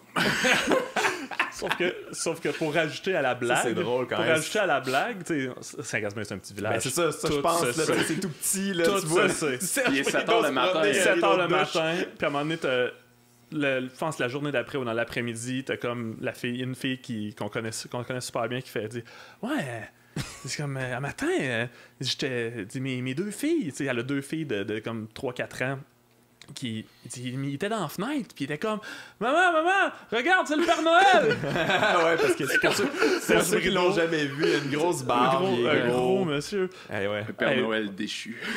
on disait ça genre j'ai dit ça à Serge après, puis il pleurait de rire là. C'est comme le gars il s'est fait comparer au Père Noël à 7h le matin avec un rideau de douche.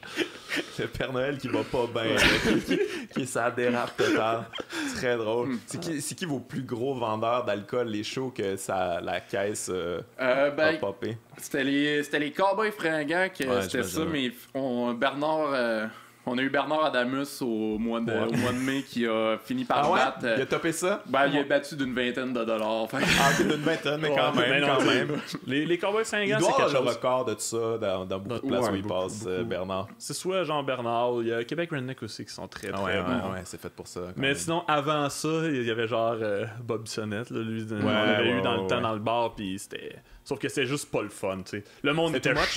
Ben, le monde était chaud raide, puis genre à la fin ça voulait se battre, il avait fallu que je gère. Il y a ça quand même, hein, avec l'alcool qui arrive, puis vous avez de l'expérience de ça, mais moi je veux dire, moi les places où ça virait le plus, c'était au Vieux Clocher de Magog, quand je joue au Vieux Clocher, je veux dire ça boit beaucoup, puis man, j'ai eu des shows là, j'ai des gens qui sont partis en ambulance avec des comas éthyliques, j'ai du monde qui à la fin du show, ils ont vomi sa table, tu sais, dans un show d'humour. Des affaires hardcore, un show d'humour là, hardcore là, puis des hecklers, puis tout ça, puis tu sais, moi j'étais habitué là, mais tabarnak quand même, vous avez dû vivre une coupe d'expérience. C'est pas si pire, tu sais, on a quand même se tenir dans le village. Mais aussi, c'est que le fait d'avoir de la bière de micro, ça élimine je comprends. beaucoup de gens. Pour le vrai, là, tu sais, genre, nous autres, on sait à quoi qu'ils ressemblent un peu les niaiseux de régions qui sont les vieux de bud, là. Ouais, puis qui sont vraiment agressifs, ça prend pas grand chose, qui les regardent de croche puis ils deviennent agressifs. Tu sais, puis on est capable de se défendre. Nous autres, t'es quand même. Ben c'est ça, je suis assez grand, puis dans la famille, tu sais, on est quand même. Moi, ça, je mesure quand même, je suis plus petit, mais je suis à 6 pieds pareil. Mon père aussi, quand même, une bonne pièce, là. Fait que ça niaise pas avec les frères ici. Ben, ça arrivait une fois, cette histoire-là, c'est la meilleure activité père-fils que j'ai faite avec mon père. C'est drôle, un soir, un gars qui arrive ben chaud, il arrive en char déjà là, il est bien chaud, puis il commence à il commence à être full agressif, puis à un moment donné, il pète une coche, il voulait de la bière, il voulait de la bud. Tu sais, comme on n'en a pas là, ça fait longtemps, mais tu sais, dans ce temps-là, on avait pas nécessairement juste de nos bières, la bière de la brasserie était pas ouverte dans ce temps-là. OK.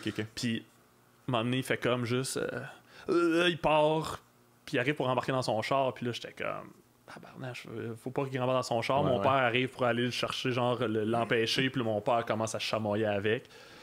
Puis là, moi, je suis dans le bar en train d'appeler la police parce qu'il c'est vraiment de la merde. Puis à un moment donné, je sors dehors, puis t'as mon père qui le tient de même. Puis il se bat avec, moi je suis comme OK. Poum! Dans la face du gars. On a juste commencé, genre, moi et mon père à deux, à faire comme. Puis le gars, il me fait pas me frapper, là! Puis là, c'est comme. Puis le gars, à la base, il venait de Saint-Casimir, je pense. Puis c'est comme. Dis, toi, tu mérites pas de venir d'ici. Comme ça. C'est arrivé, je peux compter ça sur mes doigts de la main. En 8 ans, là, c'est arrivé pas souvent. Fait que c'est quand même le fun. On n'a pas eu à gérer. Tu sais, mon père me compte des histoires des années 80, des années 70. Ouais, c'est ça, c'est une autre vibe, j'imagine. Mais t'as raison, la microbrasserie, là, c'est dur de déguster tout en voulant se battre. Puis les shows aussi, les shows qu'on apporte, présentement, tous les shows que nous autres on book, c'est pas des shows, je pense pas que personne va aller essayer de se battre durant un show. Si on a Patrick Watson cet automne, je pense pas que ça va se battre. J'espère que non, Mais je me posais la question quand même, parce que nous autres, on a vécu ça au festival cette année pour la première fois, l'arrivée du weed. Et ça, on a eu des gens qui ont été passed out parce qu'ils savent pas gérer ça. C'est la première fois que c'est légal, puis ça, puis il y a bien des gens qui ont. Moi, j'en fumais avant, puis je sais gérer ça, là. Mais il y a du monde qui savent pas pantoute comment gérer ça. Puis avec de l'alcool, mélanger tout ça, écoute, on a eu beaucoup de gens, des calices, là. Dans des spectacles d'humour, là, quand même. Vous avez pas d'expérience de ça, vous autres? Du monde vraiment. On a eu quand même quelques-unes expériences de monde. Du monde qui vomit et tout. Il y a des histoires de. Ouais, il y a quand même cet aspect-là aussi. Tu nettoies tout ça. Là. L'histoire de la fille. Là. Ça, on est mieux, on n'en parlera pas. Mais, ah non, c'est sûrement la meilleure. Parce que, mettons que si elle écoute. Elle va se reconnaître. Ouais, c'est ça. Pas nécessairement. Mais. Je pense que par respect, on est mieux de pas en parler. Hey, j'ai envie de parler de comment vous avez acquis ce building-là qui est assez particulier. Là, vous faites les shows, brassez tout ça. C'est une ancienne caserne, ça aussi? Un ancien cinéma. Cinéma, excuse. Ouais. Mais ça n'a pas déjà été... C'était bâti par les Chevaliers de Colomb, dans le fond. C'était une salle de Chevaliers de Colomb, genre, qui ont été convertis en cinéma. Non, c'est à la base, c'est un cinéma. Okay. À base, ça a été fait en 47, puis ça a été un cinéma. Au deuxième étage, c'est le cinéma, puis en bas, c'était des arcades. Où est la salle, c'était un cinéma? Ouais. Okay. En bas, où ce que nous autres, la brasserie allait, c'était des allées de quilles. Des allées de quilles et des arcades. Nice. Avez-vous gardé une allée ou... Non, il était pas là quand parce que il y a eu plusieurs... ça a été cinéma, après ça a été juste une salle de Chevaliers de Colomb, salle municipale. Le rez-de-chaussée, après ça a été une épicerie. Le marché Richelieu était là. Puis après ça a été le festival du film sur l'environnement de Portneuf qui a eu ça. Ah ouais, OK. Ils ont injecté plein d'argent, puis le projet a planté. Mais comment vous avez fait pour acheter ça? Parce que vous partiez de pas grand-chose non plus. Là, vous étiez c'est une gang de boys. Ouais, mais on a été chanceux. On est vraiment chanceux dans nos affaires, nous autres. Ouais. Genre, là, ça a été. C'était en faillite, le bâtiment est en faillite depuis 2 ans. Depuis 2 ans environ. Fait qu'on. On a eu de quoi. On a eu ça pour. Au début, dans le fond, c'est notre père, Daniel, qui l'a acheté au début. OK. Parce que on avait le projet de brasserie, mais là, nous, on a fini par racheter nous, tant qu'à bâtir après ça, mettre au-dessus d'un demi-million dans le bâtiment, on a racheté le. Non, mais c'était prévu à la base aussi. Mon père l'a comme acheté en partant parce qu'il y avait le plus les fonds. Mais là aussi, c'est que lui, c'était complémentaire à la taverne parce que la taverne qui faisait des shows. Puis là, on passait d'une capacité de 150, 160 personnes à une capacité de comme 400, 500 personnes. Fait que là, nous autres, on était comme, tu sais, on va faire la brasserie, on va s'occuper, tu sais, de tout, de faire runner la salle. Tu sais, la salle, on l'a roulé, tu sais. C'est nous autres qui fait tout depuis le début. Là. On a racheté, je pense, en 2013, dans le fond, on a eu la bâtisse, puis la brasserie ouverte en 2016. Fait qu'il y a eu 3 ans à runner, à juste faire des shows au moins, tu sais, que au final, il n'y avait pas d'argent vraiment qui se faisait avec les shows, mais ça payait tous les frais fixes, ça payait les trucs. Faire runner le bâtiment, qu'on ne perde pas d'argent avec. Mais c'est une grosse affaire quand même, là, faire des shows brassés, puis tout ça. C'est vous qui bookiez les artistes. C'est mon père à la base qui bookait, sauf que là, on a comme un peu plus séparé les choses parce que mon père il veut vendre la taverne aussi. Il est un peu tanné, fait que nous autres, on voulait séparer les choses en partant. Fait que là, on a tout repris comme. C'est la start, c'est nous qui book pas mal nous-mêmes de notre côté, qu'on s'occupe nous-mêmes de tout booker. Là. Mais c'est lui au départ qui a mis le cash, c'est ça. Fait que c'est comme. De la salle. Sauf que nous autres, on y a racheté ça. Non, je comprends, mais tu sais, c'est comme. Fallait qu'il croie en votre affaire, fallait qu'il croie que vous étiez sérieux dans tout ça. Puis, mais tu sais, ça faisait longtemps qu'on travaillait ensemble, puis je pense qu'il savait que ça allait marcher. Là. Mais tu sais. Le prix du bâtiment, c'était pas grand-chose. Non! À ce point-là. Ah non. J'avoue qu'en même temps, c'est Saint-Casimir. Mais quand même, c'est quand même des investissements. Avez-vous, tu sais. La bâtisse, pour la bâtisse. Pour la brasserie. Pour la brasserie, on a emprunté, mais pas pour la bâtisse. Ah ouais. Je te confirme. Aïe, fait que le stock. C'est minime. Il y a des pick-up qui coûtent plus cher. C'est fou quand même. OK. Ouais, on est vraiment chanceux là-dessus. Vous avez été chanceux, parce que normalement, c'est rare de trouver ça. Là. On est dans une bâtisse qui nous appartient. On n'a pas aucune hypothèque sur cette bâtisse-là. Avec la brasserie et tout. La brasserie, oui, on a mis de l'argent, puis on a réinvesti. On a racheté une canneuse l'année passée, puis c'était un gros montant. Là. Ouais, mais ça m'intéresse justement. Là, quelqu'un qui veut se partir un groupe là, qui veut se partir une brasserie, on parle de combien? Là, 1 million. À la base. Tabarnak, OK. C'est beaucoup plus que je pensais. Nous autres, on a réussi à couper une coupe de trucs. Mais tu sais, tu peux aller à moins. Vendre la bière, ça craint. Ouais. Mais tu peux mettre moins. Mais tu sais, nous autres, à la grosseur de brasserie qu'on a, c'est ça. Vu que ça, on avait l'opportunité d'avoir comme la bâtiment. Moi, on voulait. On aurait pu se payer de l'équipement cheap et tout, mais au final, on aimait mieux. En partant. On travaille des je sais pas combien d'heures par semaine là-dedans, c'est notre vie, fait qu'on aussi bien ne pas se faire chier puis s'arranger pour bien travailler puis des fois il y a d'autres monde qui nous disent on a payé notre kit tel montant, on est comme ouais, c'est vraiment pas cher. Puis là après ça tu goûtes, pas nécessairement tu goûtes, mais 6 mois plus tard il dit on a telle affaire puis ça pète là. Mais à tous les jours sa vie c'est de la merde à cause que il y a des processus que tu fais comme je me fais chier avec telle affaire parce que j'ai pas voulu payer pour telle affaire en partant. Mais ça quand même là, quand tu payes pour ce genre d'équipement là puis après ça là, ça start là, tu dois être nerveux, il faut que ça marche là, faut que ça soit bon, faut tu sais, je veux dire quand c'est les premières bières que vous avez brassées dans votre équipement tout neuf là, il est stressé un petit peu. C'est sûr qu'on être excité aussi là. Surtout qu'on n'avait pas d'expérience, on avait de l'expérience on n'avait pas d'expérience vraiment en brasserie industrielle là, fait qu'on c'est sûr qu'on on avait de la pression beaucoup, surtout que ça faisait plusieurs années qu'on était impliqué dans le domaine de la bière, puis on a toujours été un peu baveux, baveux avec les autres moi, j'aurais pas fait ça de même, niaiseux. Notre bière est meilleure que la vôtre. On était baveux un peu, fait que là, c'est sûr qu'on avait, on était comme, pas le choix d'être bonne parce que tout le monde va nous ramasser, là. Finalement, on a réussi à bien faire les choses. C'est sûr que la première brasse, c'était pas la meilleure. Ça a pris 16 heures, on s'est fait chier, mais on a nerveux quand c'était, la première époche, là, t'es comme c'est sûr, c'est sûr qu'on a toujours à penser là.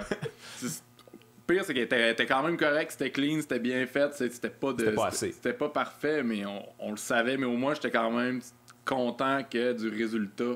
Confiant pour le futur aussi. Moi, c'est ça, parce qu'au début, je pensais qu'on allait comme jeter au moins 10 batchs de bière. Finalement, on n'a pas... Finalement, depuis 3 ans, des batchs de bière, on en a 2 ou 3 environ qu'on a jeté dans le drain. Parce que... pas plus que ça. Non, on est chanceux. Les gars, ils font des fois des nouvelles recettes qu'ils font une fois, puis bon, target dessus, puis je suis comme, ok, nice. Mais là, après ça, là, mettons, là, tu startes ton affaire, là, tu fais tes bières, puis ça, puis après, qu'est-ce que tu fais avec tes bières? Je veux dire, faut que tu les distribues, faut que tu bâtisses un réseau, j'imagine. Qu'est-ce que tu fais? Comment ça marche? Des distributeurs. T'appelles. Ça, la vente, c'est mon domaine. Non, ça, c'est... Faut juste la vendre parmi... Au Québec, on est quand même chanceux d'avoir beaucoup de dépanneurs spécialisés de bière. Fait que c'est eux autres qui vont t'appeler en premier. T'sais, nous autres, au début, ça a été... ils appellent, carrément? Ouais, mais non, c'est fait, là. Sérieux? Au début, quand tu commences, tu manques tout le temps de bière. Parce que là, tout le monde, t'es la nouveauté, l'effet de nouveauté, tout le monde en veut ta bière. Puis, je me suis fait harceler. Là. On a ouvert en août 2016. Les premières bières ont sorti là. On a commencé à avoir de la bière au mois de septembre. Septembre 2016, on a eu de la bière. J'ai fait une livraison à Montréal en partant. Une. Puis après, genre dans 5-6 dépanneurs, ça a duré une semaine, même pas. Puis après ça, j'ai pas pu relivrer avant... genre décembre ou janvier parce que juste localement nous autres on en passait, on rentrait dans les points de vente, il y avait une petite rotation déjà, puis je me faisais harceler là. Il y a des dépanneurs là qui étaient comme puis on n'était pas efficace non plus là, ça production présentement c'est la production à ce temps on est rendu bon. Au début on faisait telle journée on nettoie une cuve, mais on fait juste nettoyer une cuve. La journée consacrée à ça. Mais on apprend à nettoyer. On a tout appris sur le tas. Là, on est vraiment autodidacte dans ce qu'on fait. C'est cool ça. Ça rend la chose fière. On est fiers. Mais je suis quand même surpris. J'aurais pensé que c'est vous autres qui harceliez les points de vente puis tout ça, mais c'est carrément en 3 ans, j'ai fait aucune prospection. What? À part nous autres. Bon, à part nous autres, ouais. Non, mais tu sais, pour des projets de même, ok, oui, mais en général, tu sais, la production a augmenté, la production augmente, mais l'affaire, c'est que les clients aussi augmentent. On se fait connaître de plus en plus. Tu sais, après 3 ans, là, on est rendu à quoi? 250 clients, mais ça inclut les bars, les restos, les dépanneurs, les épiceries. Puis là-dessus, il y en a à peu près 100 qui me commandent régulièrement à chaque 2 semaines. Le reste, c'est des fois une fois par mois, une fois par 2 mois. Il y a des bars qui commandent une fois par 3 mois. Tu sais, fait que c'est un réseau vraiment bien développé quand même. Là. Quand même, ouais, ça va bien. Puis il y a des distributeurs de bière aussi. Fait que nous autres on se distribue nous autres mêmes parce qu'on est central. T'sais, nous autres, on est à 1 heure de Québec, 30 minutes de Trois-Rivières, 2 heures et quart de Sherbrooke, 2 heures de Montréal. Fait que j'avoue que vous êtes bien situé pour ça. En une journée, je peux faire une run de livraison à Montréal, puis elle est payante. Elle est pas, je suis pas à perte. Là. Mon livreur, il fait pas ça pour rien. Tandis que t'as d'autres brasseries que...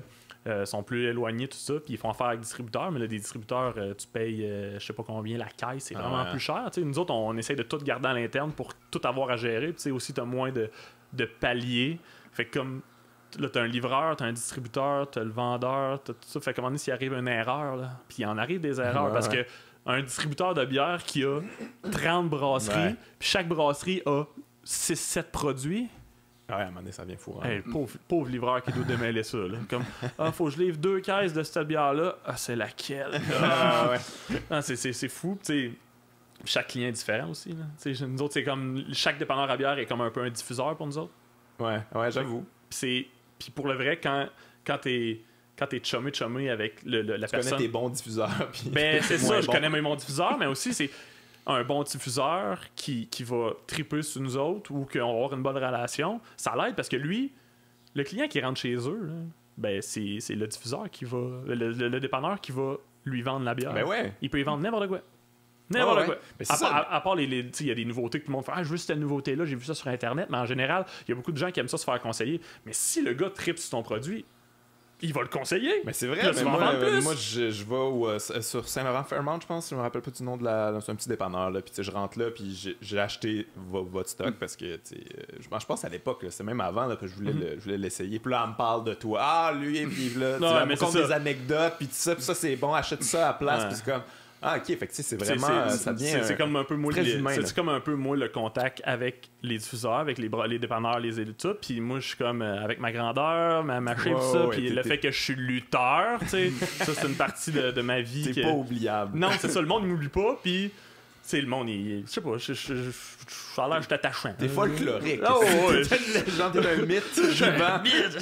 Mais tu sais, puis le monde, ça fait en sorte que moi, des fois, j'étais allé à tel bar, il me connaissait, nanana, puis je suis comme, my God, que le monde me connaisse beaucoup trop pour qu'est-ce que j'ai fait dans la vie. Là.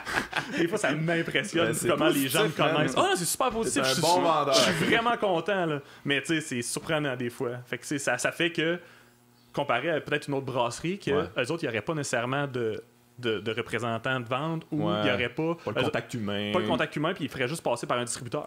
Fait que là, eux autres, le dépanneur reçoit la bière par le distributeur. C'est fret, là, tu sais. C'est plus fret parce que lui, il en distribue genre 15 brasseries, 15-30 brasseries en même temps.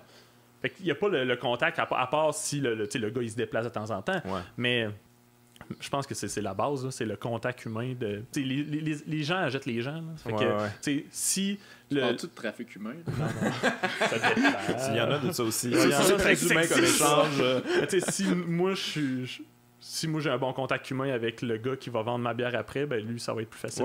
C'est clair. Transposer ce contact humain-là sur le client. Mais vous autres, c'est principalement des dépanneurs spécialisés, j'imagine. Ouais, on a un peu d'épicerie. Ah ouais, ok. C'est difficile de rentrer dans une. Ça dépend. C'est comme je t'ai dit, moi je les ai pas approchés. Parce que la face qu'on a une petite production, on a une petite production, mais petite, pas si pire, mais nos produits, c'est des repeats. T'sais, nos produits réguliers, là, nous autres, on est bien fiers de dire que présentement, le marché de la nouveauté est débile. Il y a des bières qui sortent. Tu sais, quand tu dis qu'il y a 40 nouvelles bières dans une semaine. Une semaine. Hallucinant. C'est impossible de boire ça. Faudrait que tu dépenses 900$ pour t'acheter les nouveautés d'une semaine. Là. Une semaine! Toutes les semaines, il y a des produits qui t'offrent pas. Puis, Non, mais aussi, c'est que le monde, c'est une nouveauté parce que le monde, faut qu'ils remplissent leur cuve. Les autres, le monde, ils veulent brasser pour rentabiliser les affaires. Là. Tandis que nous autres, on a les mêmes produits qui sortent tout le temps. Puis avec la grosseur de brasserie qu'on a, on n'a pas sorti une nouveauté en canette depuis août. Moi, depuis l'an passé. T'es un bon vendeur, ton frère. Mais non, j'ai des bons brasseurs. C'est l'ensemble de la chose. Puis c'est vraiment le fun qui fait en sorte que, genre, moi, je regarde ça aller. Puis je fais comme quand une brasserie sort 45 produits dans une année. Là. Mais ça, elle vous parle de ça? Elle vous parle de tu sais, comme là, il y a de l'offre de plus en plus, là, puis il y en a tout le temps des nouveaux. Moi, ça me stresse. Est-ce que vous pensez que ça va saturer à un moment donné, cette ça va saturer éventuellement, mais nous, à grosseur qu'on a présentement, tu sais, je vois pas, on n'est pas stressé. Ben, c'est ça. J'aime mieux pas plus. Ben, oui, on va investir, on va continuer à grossir tranquillement, pas vite, de façon organique, mais j'aime mieux pas faire de gros moves puis d'être stressé. Hey, le stress de je vais-tu genre toute la vendre ma bière, je vais-tu être pogné avec ma vieille bière. On l'a vécu quand on a ouvert la brasserie, fait que là, le stress, aussi bien commencer à vivre un peu. Mais là, avez-vous des projets d'expansion, cette affaire-là? Vous avez dit que vous pouvez, là, c'est comme on peut, tranquillement, pas vite. Là. Dans la dernière année, on a racheté quand même pas mal de stock. Là. On a racheté des fermenteurs, la canneuse. Là, on a acheté un foudre, qui est un gros baril en bois. C'est un genre de gros truc en bois pour faire des bières un peu plus funky, un peu plus spéciales. On s'est comme gâté un peu. Là. C'est une affaire qui vient d'Allemagne. C'est malade. Au Québec, il n'y en a pas tant que ça qui en ont. De plus en plus, il y en a qui en ont. Mais c'est un petit bonus que les gars sont. On s'amuse avec ça. Là. Mais au niveau de l'espace, à un moment donné, vous êtes limité. On a beaucoup de terrain autour de la brasserie. Puis là aussi, on a acheté une bâtisse. Sur le bord du fleuve. À Grondines pour faire un bar. Ah, nice. Ouais. Ou juste un bar ou un... Juste un bar. Pas mal juste un bar. Resto, salon de dégustation. Notre salon, on n'a pas de salon de dégustation pour le moment. Fait que là, on avait cette opportunité-là sur le bord du fleuve. Sur le bord du fleuve, sur le bord de la 138, qui est comme l'aspect, qui est la route la plus passante de Port-Neuf. Ben oui. Puis c'est malade. On a vu sur le fleuve tout ça.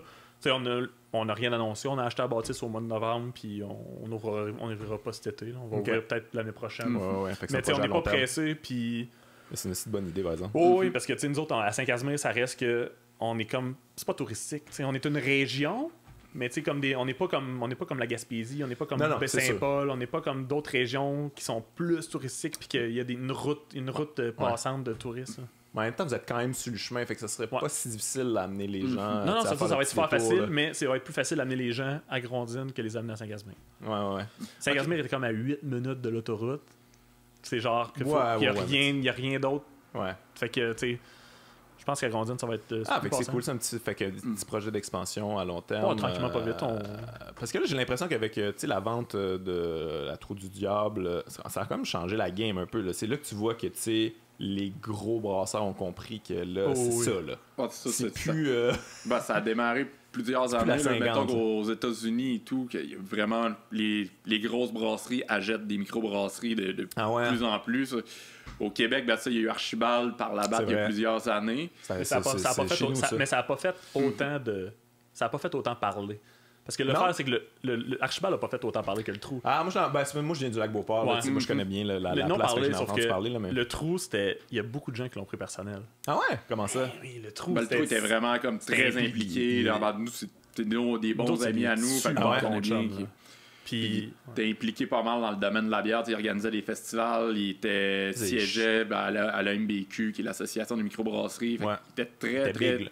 Il était big, mais aussi il s'impliquait contre Ah ouais! Tu comprends? Là, ils ont reçu un petit chèque. Mais tu sais, c'est parce qu'à un moment donné, c'est leur entreprise. Moi, je comprends ça, là, à quelque part. Je veux dire, peut-être. C'était rendu gros, c'est leur affaire, là. C'était huge, là. Ouais. C'est vraiment rendu gros, là. À un moment donné, tu sais plus qu'est-ce que c'était au début. Mais ça a été quoi leur vente, eux autres? Est-ce qu'ils sont encore impliqués? Est-ce qu'ils ont juste. Là, ils sont encore là pour quelques années. Il y avait 3 ans. C'est comme un 3 ans que les gars, fallait qu'ils soient là. Ils font une transition. Puis ils s'en vont. Mais toute l'équipe, ça reste. Il n'y a rien. Il n'y a rien qui a changé. Il y a rien qui a changé. Ça fait 1 an et demi qu'ils ont vendu. Il n'y a absolument presque rien qui a changé dans la brasserie. Nous, on continue de collaborer avec eux autres parce que ça reste tous des bons amis. C'est dans les personnes qui nous ont aidés au début. Parce qu'ils sont Saint-Casimir Shawinigan, c'est à 1 heure. Puis on était souvent avec eux autres. Puis avec Isaac Dutroux, lui aussi, il fait beaucoup de spectacles de musique. Ouais. On est à peu près le même créneau. Puis aussi, humainement, on s'entend super bien. Fait que ça a cliqué tout de suite. Puis on est encore critiquement proches. Puis nous autres, quand on a su ça, on a fait. C'est correct. Ils ont caché out leur business. Puis... On le savait aussi, sûrement ça faisait un longtemps. Là. Il y avait des rumeurs depuis comme plusieurs années. Fait que nous autres, à un moment donné, même, on avait démarré une rumeur en disant que c'était nous autres qui l'avaient acheté. Ça aurait été très nice. Je pense pas que vous avez le cash flow de ça, par exemple. J'imagine qu'ils ont dû avoir une petite retraite dorée. Là, je pense que oui. Ils n'ont jamais dit le montant parce que c'est pas de nos astuces d'affaires. Ouais, puis oui, c'est privé ces affaires. Mais j'imagine aussi que ça a dû changer un peu la game. Il doit y avoir une... parce qu'il y a beaucoup de brasseurs, mais là maintenant, tu sais que ça c'est possible. Ça. Tu peux devenir assez gros pour qu'elle est plus gros, t'achètes. Sauf que ça me fait rire parce que des fois, je vois clairement des brasseries faire des moves en se disant qu'ils vont se faire acheter plus tard. Mais je te confirme, je pense pas que ça arrive. Je pense pas qu'il y ait de grosses brasseries qui se fassent acheter. T'sais, à part peut-être Dieu du ciel qui est vraiment une belle brasserie avec un gros portfolio qui est à travers le monde. Qui est bien reconnu aussi, c'est parce que le Trou du Diable était reconnu un peu partout à l'international. Ils ont une capacité de production quand même assez grande qui vaut la peine. Puis l'usine était vraiment, vraiment une belle usine qui a été bien montée. Fait que c'est sûr qu'il y a du monde qui vont penser vouloir vendre et tout, mais à un moment donné, ils achèteront les grosses brasseries, ils vont aller acheter dans des territoires et tout. Mais là, si le territoire, mettons, la Batte ont déjà Archibald, ils ont après ça, Molson ont déjà le Trou du Diable, ils ont Brasseur de Montréal. Fait qu'à un moment donné, ils ont chacun leur petit micro-brasserie. C'est ça qu'ils prennent le territoire complet. Ouais. On sait jamais. Je penserais pas. Ça m'étonnerait que genre des petites brasseries comme nous autres se fassent acheter. Ça me surprendrait vraiment beaucoup. Parce que à quoi qu'on leur sert? Quoi qu'on leur servirait? En fait, vous leur serviriez justement, ils ont acheté ça pour ça aussi, c'est que ils n'ont pas cette offre-là, puis c'est ça que les gens veulent en ce moment, fait que avoir plusieurs façades, donner l'impression qu'il y a beaucoup de diversité, mais dans le fond, c'est toute la même personne derrière, c'est un peu ça le concept, là, souvent, là, c'est comme, la Trou du Diable, c'est comme avant, là, mais c'est nous qui l'a maintenant, c'est un peu ça, là, c'est un peu ça. La bière n'a pas changé.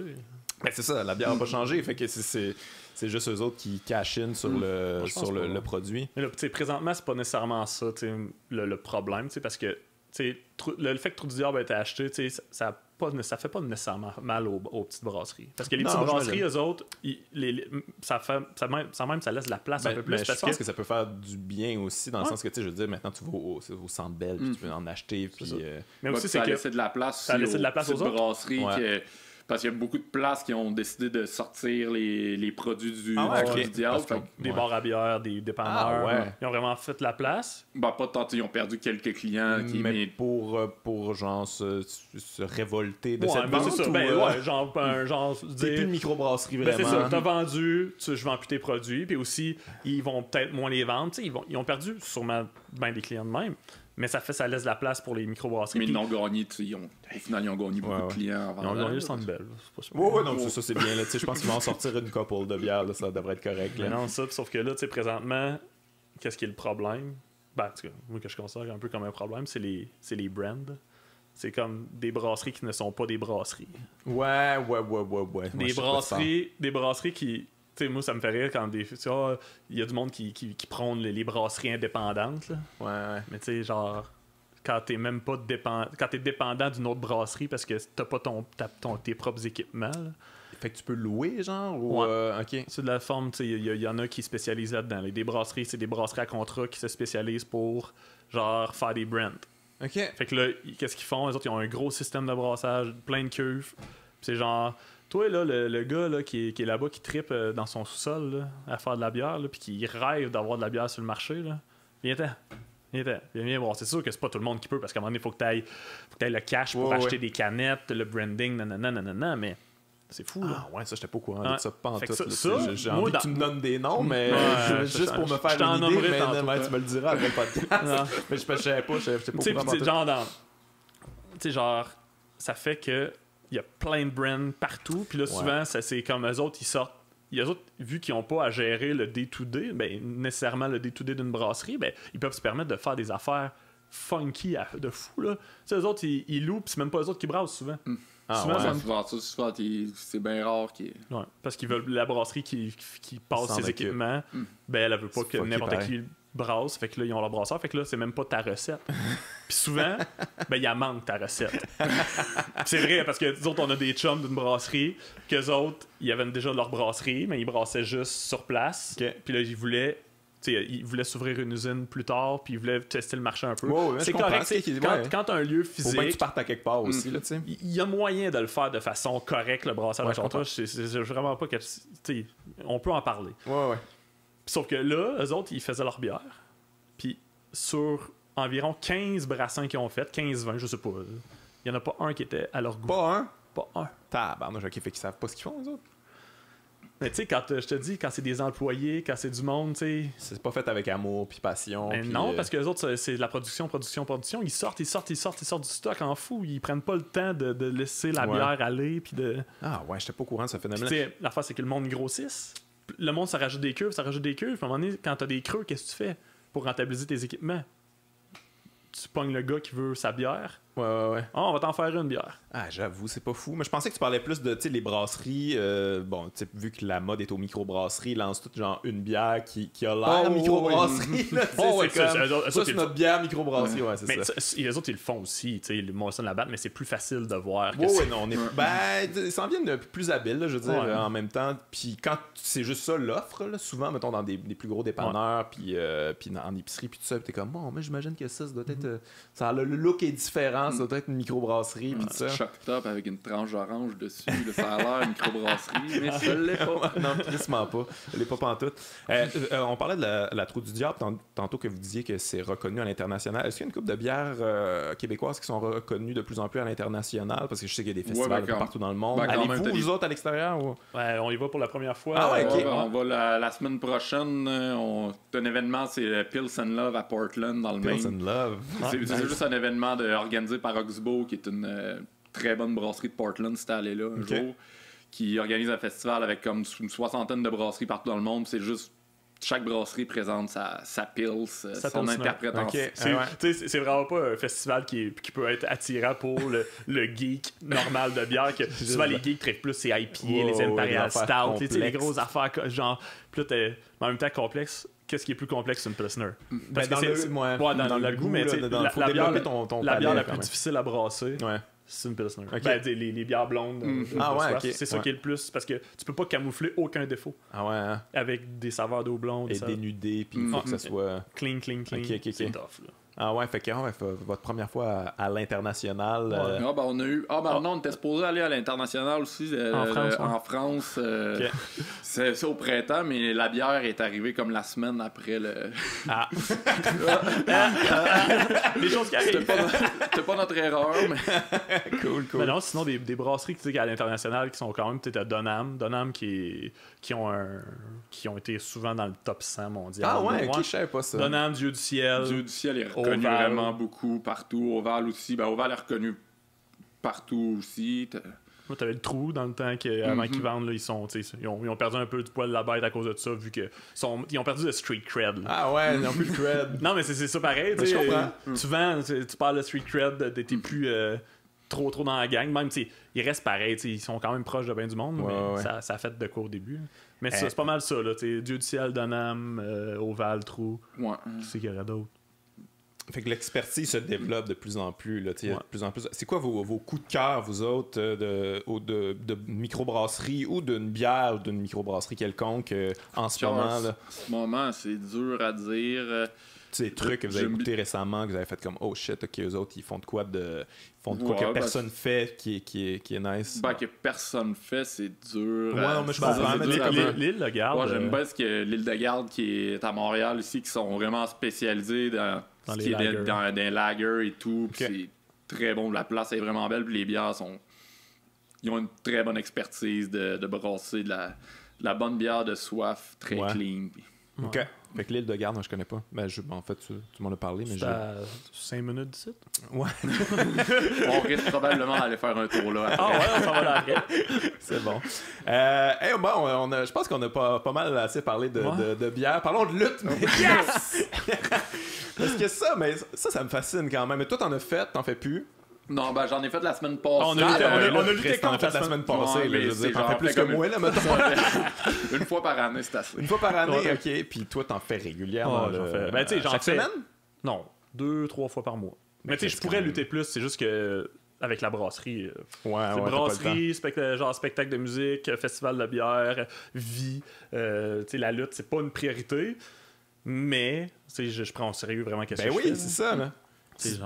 Genre l'autre coup, on a annoncé au Diamant. Ben oui, là, j'ai vu ça, je t'ai vu avec Robert Lepage. Mais ça, c'est quoi cette affaire-là, en fait? T'es-tu dans le show de lutte ou... Ouais. Ok, nice. Ben, ça va être un show de lutte normal, ça sera pas nécessairement sous genre réalisation de Robert Lepage. Ça serait nice. Avec la pyrotechnie. Ah non, moi, serait bien meilleur comme ça. Ça serait... moi, je serais prêt, là, tu sais. Il y a bien du monde qui comprendrait sûrement pas à patente, là, parce qu'il y a bien des lutteurs qui c'est lutte. Mais ça a été critiqué un peu parce que, tu sais, je veux dire, ça a été beaucoup financé, ça, le Diamant, puis tout ça, puis là, les gens, la lutte, puis tout ça, mais c'est quand même... Robert Lepage, pour ceux qui savent pas, c'est un méga fan de lutte. C'est sûr que tu l'avais déjà vu dans des shows de lutte avant, j'imagine. Moi, je l'avais. Tu sais, la première fois que j'ai vu que Robert Lepage était dans un show de lutte à Québec, j'étais comme... Moi, je le croyais pas. Il y a comme un gars qui rentre de backstage, puis il fait comme...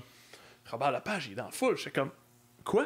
Tu sais, moi, j'ai fait du théâtre au cégep, puis tu sais, genre, je le connais un peu, tu sais...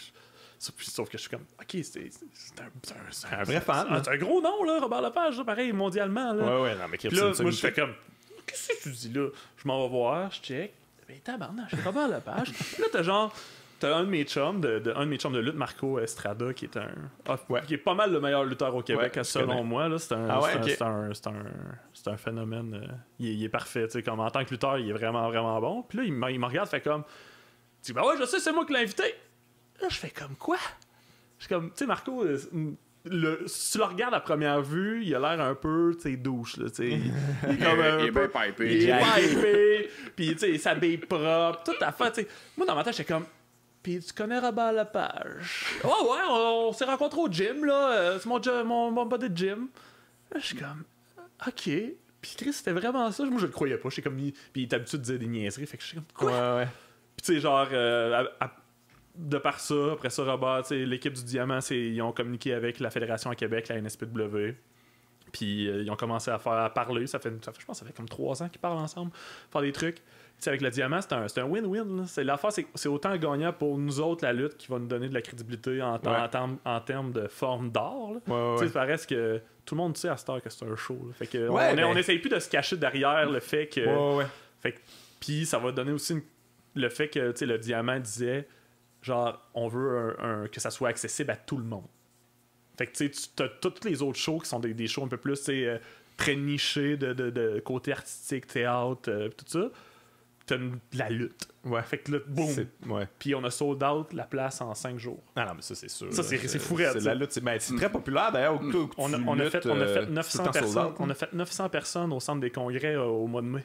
C'est fou, là. Fou, là! 900 personnes! Il y a un petit retour de la lutte, Ouais. là, quand même. C'est Vraiment, nice, mais tu sais, ça, il y a beaucoup de. Tu sais, juste avec le fait de. Tu sais, avec Kevin puis Sami Zayn à la WWE. ouais, c'est clair. Puis là, tu sais, t'as d'autres Québécois qui commencent à se démarquer à travers le monde. Fait que, tu sais, c'est le fun. Moi, je vois ça aller. Tu sais, moi, j'aimerais ça, dans mon fond intérieur, aller plus loin, mais Ouais, ok. c'est beaucoup trop de sacrifices. Tu sais, moi, les sacrifices, les ouais. sacrifices que j'ai T'as de la faits. bière à vendre. Ouais, c'est ça. Moi, les sacrifices que j'ai faits, je les ai faits pour la brasserie, pour ça. Ouais. Puis je trippe, sauf que c'est mon petit passant de fin de semaine, la lutte, là, mais Ben, je c'est suis ça, bien content. c'est assez fou comme c'est fou. passe-temps Ben, quand ouais, même, c'est parce ça. que, man, c'est douloureux, là. C'est ça, tu te blesses, là. Je me suis jamais blessé Tu t'es officiellement. jamais blessé, mais Jamais. Jamais de commotion, jamais de cassure. casses un doigt, des affaires de Non. même, non? Jamais, rien. J'ai eu, tu sais, genre des lacérations, puis des petites affaires, des petits bobos, tu sais, genre Ouais. des genoux, les coudes. Ok. Mais rien de majeur. C'est Je suis assez incroyable, fait tough aussi, là, je pense. Ouais. J'en ai reçu des shots pas pires que j'aurais pu me faire mal plus que bien d'autres mondes. Mais tu sais, j'en ai vu, là. J'ai vu un gars se casser le fémur. Le fémur. On était backstage, on a entendu le crack. Pardon? Je te jure, man. Il y a un gars qui a tombé sa jambe. Le fémur a brisé. Mais il a tombé sa jambe de quelle manière? Dans de la Ben, troisième corde? non, ou, il l'avait comme par derrière, puis l'autre a comme tombé assis, puis la jambe. Tac! Ah non, c'est. Sauf que, tu sais. T'as déjà vu la vidéo, j'imagine, de Sid Ouais. Vicious là, qui tombe de la troisième corde sur sa jambe qui plie de même. Ah. Épouvantable. Ah non, c'est ça. Tu sais, c'est risqué. Mais c'est des gros gars aussi, là. Ouais, C'est- oui, les aussi. gars sont huge, là. Mais aussi, C'est c'est beaucoup de que- poids. Mais il y a beaucoup aussi d'inexpérience, des fois, là, comme, ben, Ouais. pas pour Sid, là, mais des fois dans la lutte au Québec, il y a bien du monde que. Tu sais, ils sont pas en forme, ils sont pas en shape, ils sont tout mous.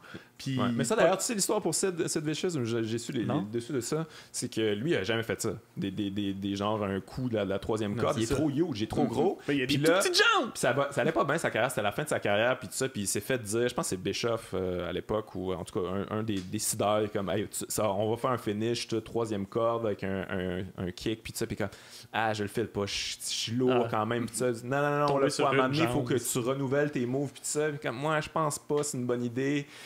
Je suis pas à l'aise avec ça. Je dis non, tu le fais. Puis il l'a fait. Puis c'est ça qui est arrivé. Il aurait dû s'écouter. C'était pas une expérience. Il savait que ça allait pas bien virer. Mais ouais, c'est ça. Faut jouer safe quand même à la lutte. C'est des techniques aussi. Faut que tu aies confiance en ton adversaire. Ouais.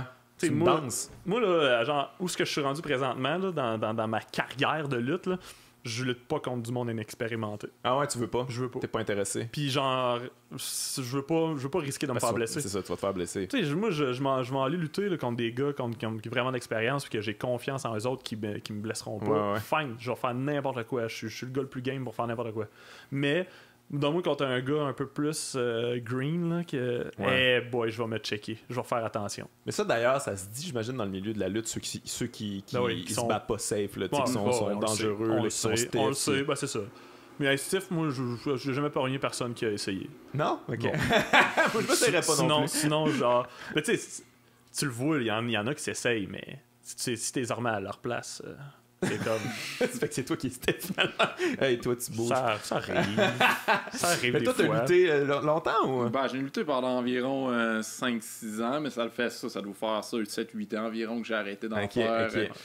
Puis là, je fais des comebacks des fois. T'es-tu blessé, toi? T'as-tu. Non, je me suis jamais. J'ai été comme. Là, j'ai lutté la semaine passée, mais j'ai été raqué pendant une Ben ouais, semaine. c'est ça, j'imagine, sacrément, man. T'en fais une fois par année, c'est rough, mais non plus, je me suis. Non, j'ai jamais eu de blessure. J'ai eu mal, mais j'ai jamais eu de.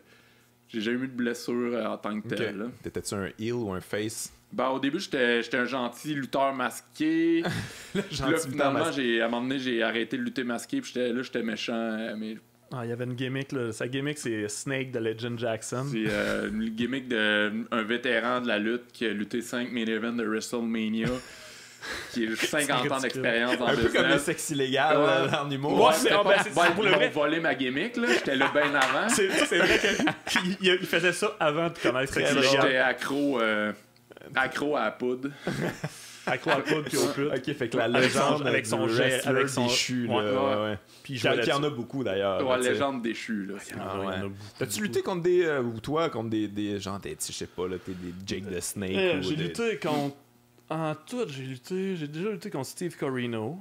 Steve Corino. Il était à le ECW, là présentement il est à WWE, il est comme coach. Ok. Sinon j'ai lutté dernièrement contre Pete Dunne. Il était champion UK à WWE. Ok, ouais. Puis genre le Moustache Mountain. Moi je suis sauf moins que, ça dans ce temps-là, mais. Tu sais, j'ai pas lutté contre des grosses vedettes. Là. Moi j'ai battu André le Géant à WrestleMania 3. Ah ouais! Ah, c'est Photoshop. C'est toi, ça? Hulk Hogan, c'est un Photoshop. C'est toi qui l'as ramolli. Hulk est arrivé après, il a fini ça. Mais ouais. C'est drôle parce que sa gimmick, il peut faire n'importe quoi. Tu sais, genre, dans le ça reste que c'est. Tu te fais du fun pour peu de gens, là, tu sais. C'est un public restreint de. Moi, je fume des cigarettes en luttant dans le ring. Ça, c'est rough aussi, surtout quand tu luttes pas souvent. Parce que tu fumes pas non plus? Puis je fume pas dans la vie. Fait que... C'est un peu dangereux aussi. Très bonne gimmick. Ouais. C'est important la gimmick. Toi, ta gimmick, c'est quoi? Genre, je suis moi-même. T'es toi-même. Je suis un peu. Je suis là, je suis quand même tough. Je suis capable de. Tu sais, le monde aime ça pareil, voir des gens se faire péter à la gueule. Fait que moi, dès que je suis un peu rough, le monde aime ça. Ouais. Sinon, je suis un peu funné aussi. T'as jamais décidé de jouer un peu avec le fait que, tu sais, sûr que tu t'es fait comparer à Game of Thrones local? Ah ouais, ben là, j'ai fait. Quand Aquaman est sorti au mois de janvier. Ouais, qui est le même acteur. Ouais. Je me suis acheté un saut d'Aquaman sur eBay. Je suis sorti avec le saut, un One Piece. Un saut, un vrai de vrai ou un genre pour enfants? Non, un vrai saut, un genre de One Piece, un gros One Piece. Ça m'a coûté quand même 150$ pour la gag. Okay. Un gros One Piece d'Aquaman, puis je suis sorti, là, le monde ne capotait. Ah ouais. Ah, mais tu sais, je me suis fait tout le temps caler. Je me fais soit caler genre Aquaman, Jésus, ou les cheveux détachés, là, avec genre tout mouillé, puis ça rajoute un peu plus. Mais ça vient d'où votre passion pour la lutte? Vous écoutiez ça quand vous étiez jeune? Vous étiez fan de ça? Ou... Ouais, on était fan à l'adolescence, on écoutait la lutte à chaque lundi. Vous êtes quelle époque, vous autres? C'est comme... On est la fin d'Austin. La fin d'Austin? Ouais. Ok, quand même, ok. Ouais. Là, fait que c'est passé. Ah non, on est passé NWO pis tout ça. Oui, début des années 2000. Les années 2000, on n'est pas dans les grosses années, nous autres. Quand Kane enlevait son rough, masque. Là, dans ce dans le temps, fait que vous étiez fan dans ce temps-là. Pardon, je fallait vouloir quand même. On n'était pas fan, mais on n'était pas super. Mais quand même, de là à vouloir en faire, faut que tu sois quand même ça a donné, fan. l'affaire, c'est que ça a donné, nous autres, qu'il y avait une fédération qui était juste à côté, dans le village à côté, à Saint-Marc-de-Carrière. Une petite fédération, tout petite, puis il y avait un autre chum que lui, il avait déjà lutté là. Puis à un moment donné, on est allé voir, on savait pas que la lutte québécoise, ça existait. Moi, j'avais aucune idée, là. Dans le temps, Internet, c'était pas là, fait que on n'avait pas vraiment de... Il y avait Internet, mais on n'avait pas vraiment... T'avais pas accès à ça. À savoir qu'il y avait un show de lutte à 5 minutes à côté de chez vous. Là. Ouais. On est allé là. On tripait, on était les lutteurs, tout. Il y avait comme un gars qui se prenait pour un bûcheron qui disait qu'il venait de Los Angeles. On tripait bien raide, mais c'était vraiment pas bon. Mais... Ah non, on s'est rendu compte, on a fait oh shit. OK, on est capable de faire ça. T'sais, on en faisait déjà un peu chez nous. Ouais. Mon père avait une grosse entrepôt. On a fait la lutte. Là. On a des tapes de lutte, nous autres qui luttent. Vous avez appris vous-même autodidacte aussi? Un peu, oui. Mais après ça, on a eu des cours à cette fédération-là. Mais c'était pas beaucoup d'affaires qu'on sait pas. Il y a beaucoup de cours. Mais on a appris les moves, on a appris les mouvements. Mais l'affaire, c'est qu'il y a comme deux affaires. Il faut apprendre les mouvements, comment bien bouger. Mais après ça, il faut apprendre la psychologie. De comment... bien monter un match pour que le public embarque. Mais ça, j'imagine, ça s'apprend plus en écoutant beaucoup. Puis Mais aussi, ça te prend la bonne personne qui va te le dire. Nous autres, moi, le gars qui nous a appris un peu à tomber, à faire les moves, c'est un gars qui était vraiment plus juste les mouvements. Côté monter un match de lutte, c'était pas ça. C'était pas sa tasse de thé. C'était un Landstorm. Non, mais même pas. C'était juste faisait des moves. Fait que on faisait. Moi, je regarde mes premiers matchs, puis je suis comme ouais, c'est normal en même temps. Là. Ouais, c'est sûr, mais si j'avais eu genre quelques heads-up, tu sais, moi, des fois, je vois du monde présentement, les petits gars qui commencent à lutter là, genre à Québec, à NSPW, là, ils sont 10 fois meilleurs. Alors, ça, c'est sûr. Ils checkent des tutoriels, des patentes. Mais aussi, c'est qu'ils ont des bons coachs. Ouais. Ils ont des coachs qui vont leur apprendre, puis ils vont faire comme, tu sais, ça se fait pas, ça se fait, ça se fait pas. Tu sais, ça reste que oui, tu peux faire le nombre de mouvements possibles dans un match, ça se peut que ça soit pourri. Faut que tu racontes une histoire. Nous autres, on raconte une histoire. C'est l'histoire d'un gars contre un gars, il s'est passé telle affaire, go, fais un match. Nous autres, c'est différent à chaque fois. Là. On fait un match différent à toutes les fois. Ouais. Puis il y a une affaire importante aussi en lutte, c'est qu'il faut que tu sois bon pour manger une volée. Il faut que tu selles comme faut. Il faut que ça soit crédible, que ça soit dramatique. C'est ça. C'est créer de l'émotion. Faut que tu crées de l'émotion chez le spectateur, autant négatif. C'est aussi. Je veux dire, tomber, là, c'est pas n'importe comment là, que tu fais ça. Tu bombes comme faut. Ouais, faut que tu bombes comme du monde. Ça prend quand même assez vite. Mais c'est après. Ça a l'air tough, je trouve. Mais c'est parce que après ça, c'est mixer, tomber, subir un choc et continuer dans ta tête à vendre. Et à savoir qu'est-ce qui s'en vient. Fait que là, faut que tu vendes. Faut que tu ailles le plat le plus crédible possible pour la foule. Faut juste que tu tournes. Tu vends pas sur le côté. Faut que les gens te voient. Qui va être ta face, qu'il faut que tu... Non, mais c'est ça, c'est plein de petites affaires techniques, plein de trucs vraiment importants. Il y a beaucoup d'affaires qui s'apprennent sur le tas, puis que faut juste que tu luttes avec du monde meilleur que toi pour tout le temps monter. Je me rappelle plus à qui que je disais ça, mais les gens qui étaient surpris comme Robert Lepage aime la lutte, pis ça, mais c'est comme, hey, la lutte, là, c'est le théâtre ultime, là. C'est la mise en scène la plus précise, la plus, c'est la plus rodée. Ouais. Mais c'est la plus importante aussi. Rodé, mais en même temps, c'est tellement... C'est beaucoup de techniques. C'est beaucoup de techniques qui sont accumulées à travers les années que les gens se sont passés. Tu sais, genre, on n'a pas de cascadeurs. On n'a pas de général, tu sais, comme au théâtre, là, qui font je sais pas combien de générales. Nous autres, là, c'est comme souvent, on monte un match, ça prend 15 minutes, le match est monté, on fait comme go, on s'en va dans le ring. Devant 500 personnes, puis on fait le match. Go. Mais là, l'affaire, c'est que tu peux pas faire ça avec n'importe qui. T'sais. Avec quelqu'un qui n'est pas expérimenté, puis tu sais pas comment il bouge, tu sais pas comment il va agir. Des fois, ça peut donner n'importe quoi. Mais tu sais, avec quelqu'un que. Quand c'est un petit domaine, quand ça fait, mettons, 20, des fois, il y a des lutteurs, ça va faire 20 fois 20 combats que tu fais contre la personne. Fait que t'es confiant. Si la personne te parle, parce qu'on se parle beaucoup dans le ring. Quand il y a quelque chose qui arrive, on se parle. Puis, tu sais, il y a des termes, là, des termes genre comme. Tel terme là veut dire telle affaire, puis on se parle, puis faut que la personne soit au courant de ça pour pouvoir réagir. le regard de chevreuil. Ah oui, le regard de chevreuil là, quand deux gars se rencontrent dans le milieu de ring. Qu'est-ce qu'on est rendu où? Souvent, le classique, c'est le méchant qui prend le dessus puis qui fait un coup de chien. C'est facile à un moment donné de pogner des trucs, là, mais... T'as-tu eu des combats où c'est comme ça se passait pas pantoute, la chimie était pas là du tout? Ça arrive. Tu pognes les nerfs, puis ça m'est arrivé. Là. Du monde souvent. Tu pognes les nerfs, tu leur parles pendant, puis. Puis c'est déjà arrivé une couple de fois. Puis des fois aussi du monde peureux. Moi, ça me fait capoter. T'es dans le ring, c'est pas du ballet, là, c'est de la lutte. Là. Attends-toi à recevoir des coups. Là. Moi, je vais faire attention, je te blesserai pas, mais je vais te faire assez solide pour que le monde dans la foule fasse comme oh shit, ok, il l'a vraiment frappé. Là. Puis, ça va être safe, il n'y a rien de risqué. Genre du monde qui se protège, ils se font donner une chop, puis que genre. Mais ça protège, ça serait clairement mon réflexe. C'est la fois la plus insultante au monde. Quelqu'un qui bloque une chop, là. C'est comme oh my god, toi là. Mais en même temps, ça fait mal pour vrai, par exemple. Oh, ça fait mal, ça fesse. J'en ai donné. Il y a sûrement encore les marques. On a fait 2 semaines. Le fameux match de PCO là, qui a relancé sa carrière, là, il se donnait des chops, puis je veux dire, il était mauve.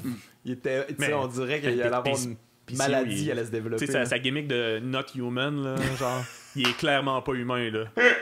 Je l'ai vu. Là. Oui, il est venu ici, là, on l'a eu sur le podcast, puis je veux dire, il boite là. Il est magané. Il est magané, là. Il en a fait de la lutte, ce gars-là. Il s'est blessé plusieurs fois. Puis ça, mais il est comme en mode non, c'est ça que je fais. Puis genre, au Madison Square Garden, le gros gala de la ROH, ils ont quand même fait le Madison Square Garden. Non, c'est fou. Puis il s'est fait garrocher en powerbomb du ring à l'extérieur. Ouais, puis genre... C'est une tu drop, vois comment il bump, là? C'est une drop de genre... 12 pieds. Il est gros, là. Il est huge. 12 pieds. Non, il n'y avait rien. Non, tu vois, il bump, là, genre, tu le vois, la chair qui fait... Tu vois que c'est comme pas beau, là. Tu vois qu'il y a quoi en dedans qui se déplace. Moi, je regardais ça, puis j'étais comme... Tu sais, il vend, puis là, il se lève. Je suis comme... Il faut! Mais je pense qu'il est possédé par la lutte. Non, c'est genre... C'est le film de Wrestler, là. Ouais. Mais en même temps, le film de Wrestler, il y a quelque chose de super triste. Ouais, c'est triste. Le Wrestler, je vois un peu plus ça comme genre l'histoire, mettons, de, je sais pas, Razor Ramon ou Jake the Snake, puis tout ça. Moi, j'avoue que... Lui, l'histoire est belle en ce moment. Ouais, en ce moment, c'est super beau. Moi, c'est ça, j'espère juste... Mais tu sais, c'est genre... C'est fou qu'est-ce qu'il fait présentement. Là. Il est vraiment parti de... Tu sais, nous autres, je l'ai vu dans genre 2-3 ans quand il recommençait. Ouais, c'est ça, on avait genre boum, boum, ça monte, puis j'étais comme, hey, c'est fou, là! Il s'est fait inviter par. Il est juste retourné à la base. Il est retourné dans Indie. Il est retourné à lutter contre des kids. Puis là, les kids. Puis il est impressionnant pareil. Là. Oh ouais, non, moi, je l'ai vu ça lutter impose contre... le respect là, de voir quelqu'un de cet âge-là encore bumpé de cette manière-là. Puis surtout que il y a bien du monde qui savent un peu c'est qui. Il était big pareil à WWE dans le temps. Puis le monde fait comme PCO. Il n'y avait pas ce nom-là dans le temps. Fait que là, à un moment donné, le monde font des liens. Moi, c'est juste à un moment donné qu'il y a un podcast de Chris Jericho qui dit qu'à un moment donné, il l'a vu, puis il a fait ah, ben c'est lui, il est comme hein, puis il fait ça encore à son âge. C'est comme c'est incroyable, là, il fait des flips, puis ça de la troisième corde. Mais c'est juste qu'il est indestructible. Là. Moi, je comprends pas. Ben, je veux dire, il est blessé, il se blesse. Ah, sûrement, mais il laisse pas paraître. Ben non, il faut pas, parce que je veux dire, c'est ça la game aussi, là, mais c'est là que tu vois que c'est ça, justement, là, la lutte, là, c'est scripté, puis tout ça, mais ça fait mal, ça blesse. Là. Tu sais, toi, quand tu te plantes sur un number, là, ça fait mal à mon ego. Ton ego, nous autres, c'est l'ego et le corps. Ouais. Ah, c'est clair, tu sais. C'est ça qui est... C'est comme moi présentement je lutte vraiment juste pour le plaisir. Il y a sûrement du monde, je vais faire des comparatifs avec l'humour, il y a sûrement des open micers qui ont un job, font leur affaire, ils sont drôles là, les gars sont super drôles, ils font leur petite affaire, ils font ça une fois de temps en temps. Mais moi ça ressemble à ça, sauf que t'es quand même, c'est ça, mais sauf que quand tu luttes, t'es à un niveau quand même, si tu voulais te donner un peu plus, si je pourrais, mais tu à ça complètement. Ouais, c'est une vie, là. C'est pas sûr que tu veux cette vie-là, pour vrai. Tu penses que tu voudrais cette vie-là? C'est comme c'est de la route. C'est ça, de la route. Beaucoup de route, beaucoup de sacrifices de vie, de famille. C'est quand même pas mal. Même ceux qui faisaient de l'argent à l'époque, là, je veux dire, ils travaillaient trop pour ce qu'ils faisaient, puis c'était trop dangereux pour ce qu'ils faisaient, là, tu sais. Ouais. Mais il luttait souvent aussi, là. Ben ouais, mais c'est ça, c'était épouvantable. Il était comme 5-6 fois semaine. Tout le temps, là. Mais aujourd'hui, tu sais, au moins, avec les médias sociaux, tout ça, il y a du monde qui sont fait leur propre image, puis leur propre truc. Ils dépendent pas genre des grosses fédérations. Fait que les autres, ils roulent leur boss, ils se font payer quand même des bons salaires à lutter. Puis tu sais, la lutte marche quand même bien. Fait que il y a un gros roulement de monde. Mais tu sais, c'est beaucoup. Puis sauf que quand tu commences, puis t'es vraiment un newbie, là, tu peux faire beaucoup de routes. Tu sais, moi, j'ai des chums qui sont au Nouveau-Brunswick. Nouveau-Brunswick, sont allés lutter à Toronto en fin de semaine. OK. 20 heures de route à 5 dans un char. Pour pas d'argent. Pour genre des peanuts. Ben, je sais pas c'est combien ils font. C'est sûr, c'est pas rentable. Sauf que c'est ça, c'est pas rentable. Tu sais, genre, tu laisses toute ta famille, tes amis, ben, c'est sûr qu'à un moment donné, rendu là, ton passe-temps, c'est ta vie, tu sais, genre, c'est... Ouais. Fait que c'est pour faire genre autant de route pour rien. Non, mais c'est pour l'adrénaline, c'est pour le trip de le faire. C'est le trip de petit cul, j'imagine. Il y a beaucoup de gens qui aussi qui aspirent à plus. Sauf que c'est tough, là. Ah non, faut que tu sois à la bonne place au bon moment, que tu sois avec la bonne personne, que tu aies le bon contact, puis ça se peut aussi que tu ailles à licher pas mal de péteux, là.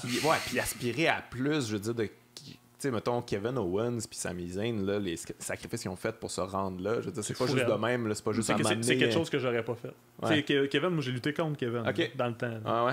Ce gars-là, c'est une machine. C'est une machine. Il a un cerveau de lutte hallucinant. Ouais. Non, lui, il est très bon pour raconter une histoire, là. Ah, il te raconte une histoire, c'est un génie, là. Sauf que, tu sais, il travaillait, il avait des jobs un peu de merde, il passait ses journées sur la route, allait aux States, il allait en Europe, puis ça sacrifiait genre sa famille, c'est comme c'est du stock là pour finalement récolter. Ouais, il a récolté. Ça aurait pu pas arriver en estime. Le nombre de personnes qui récolteront jamais là.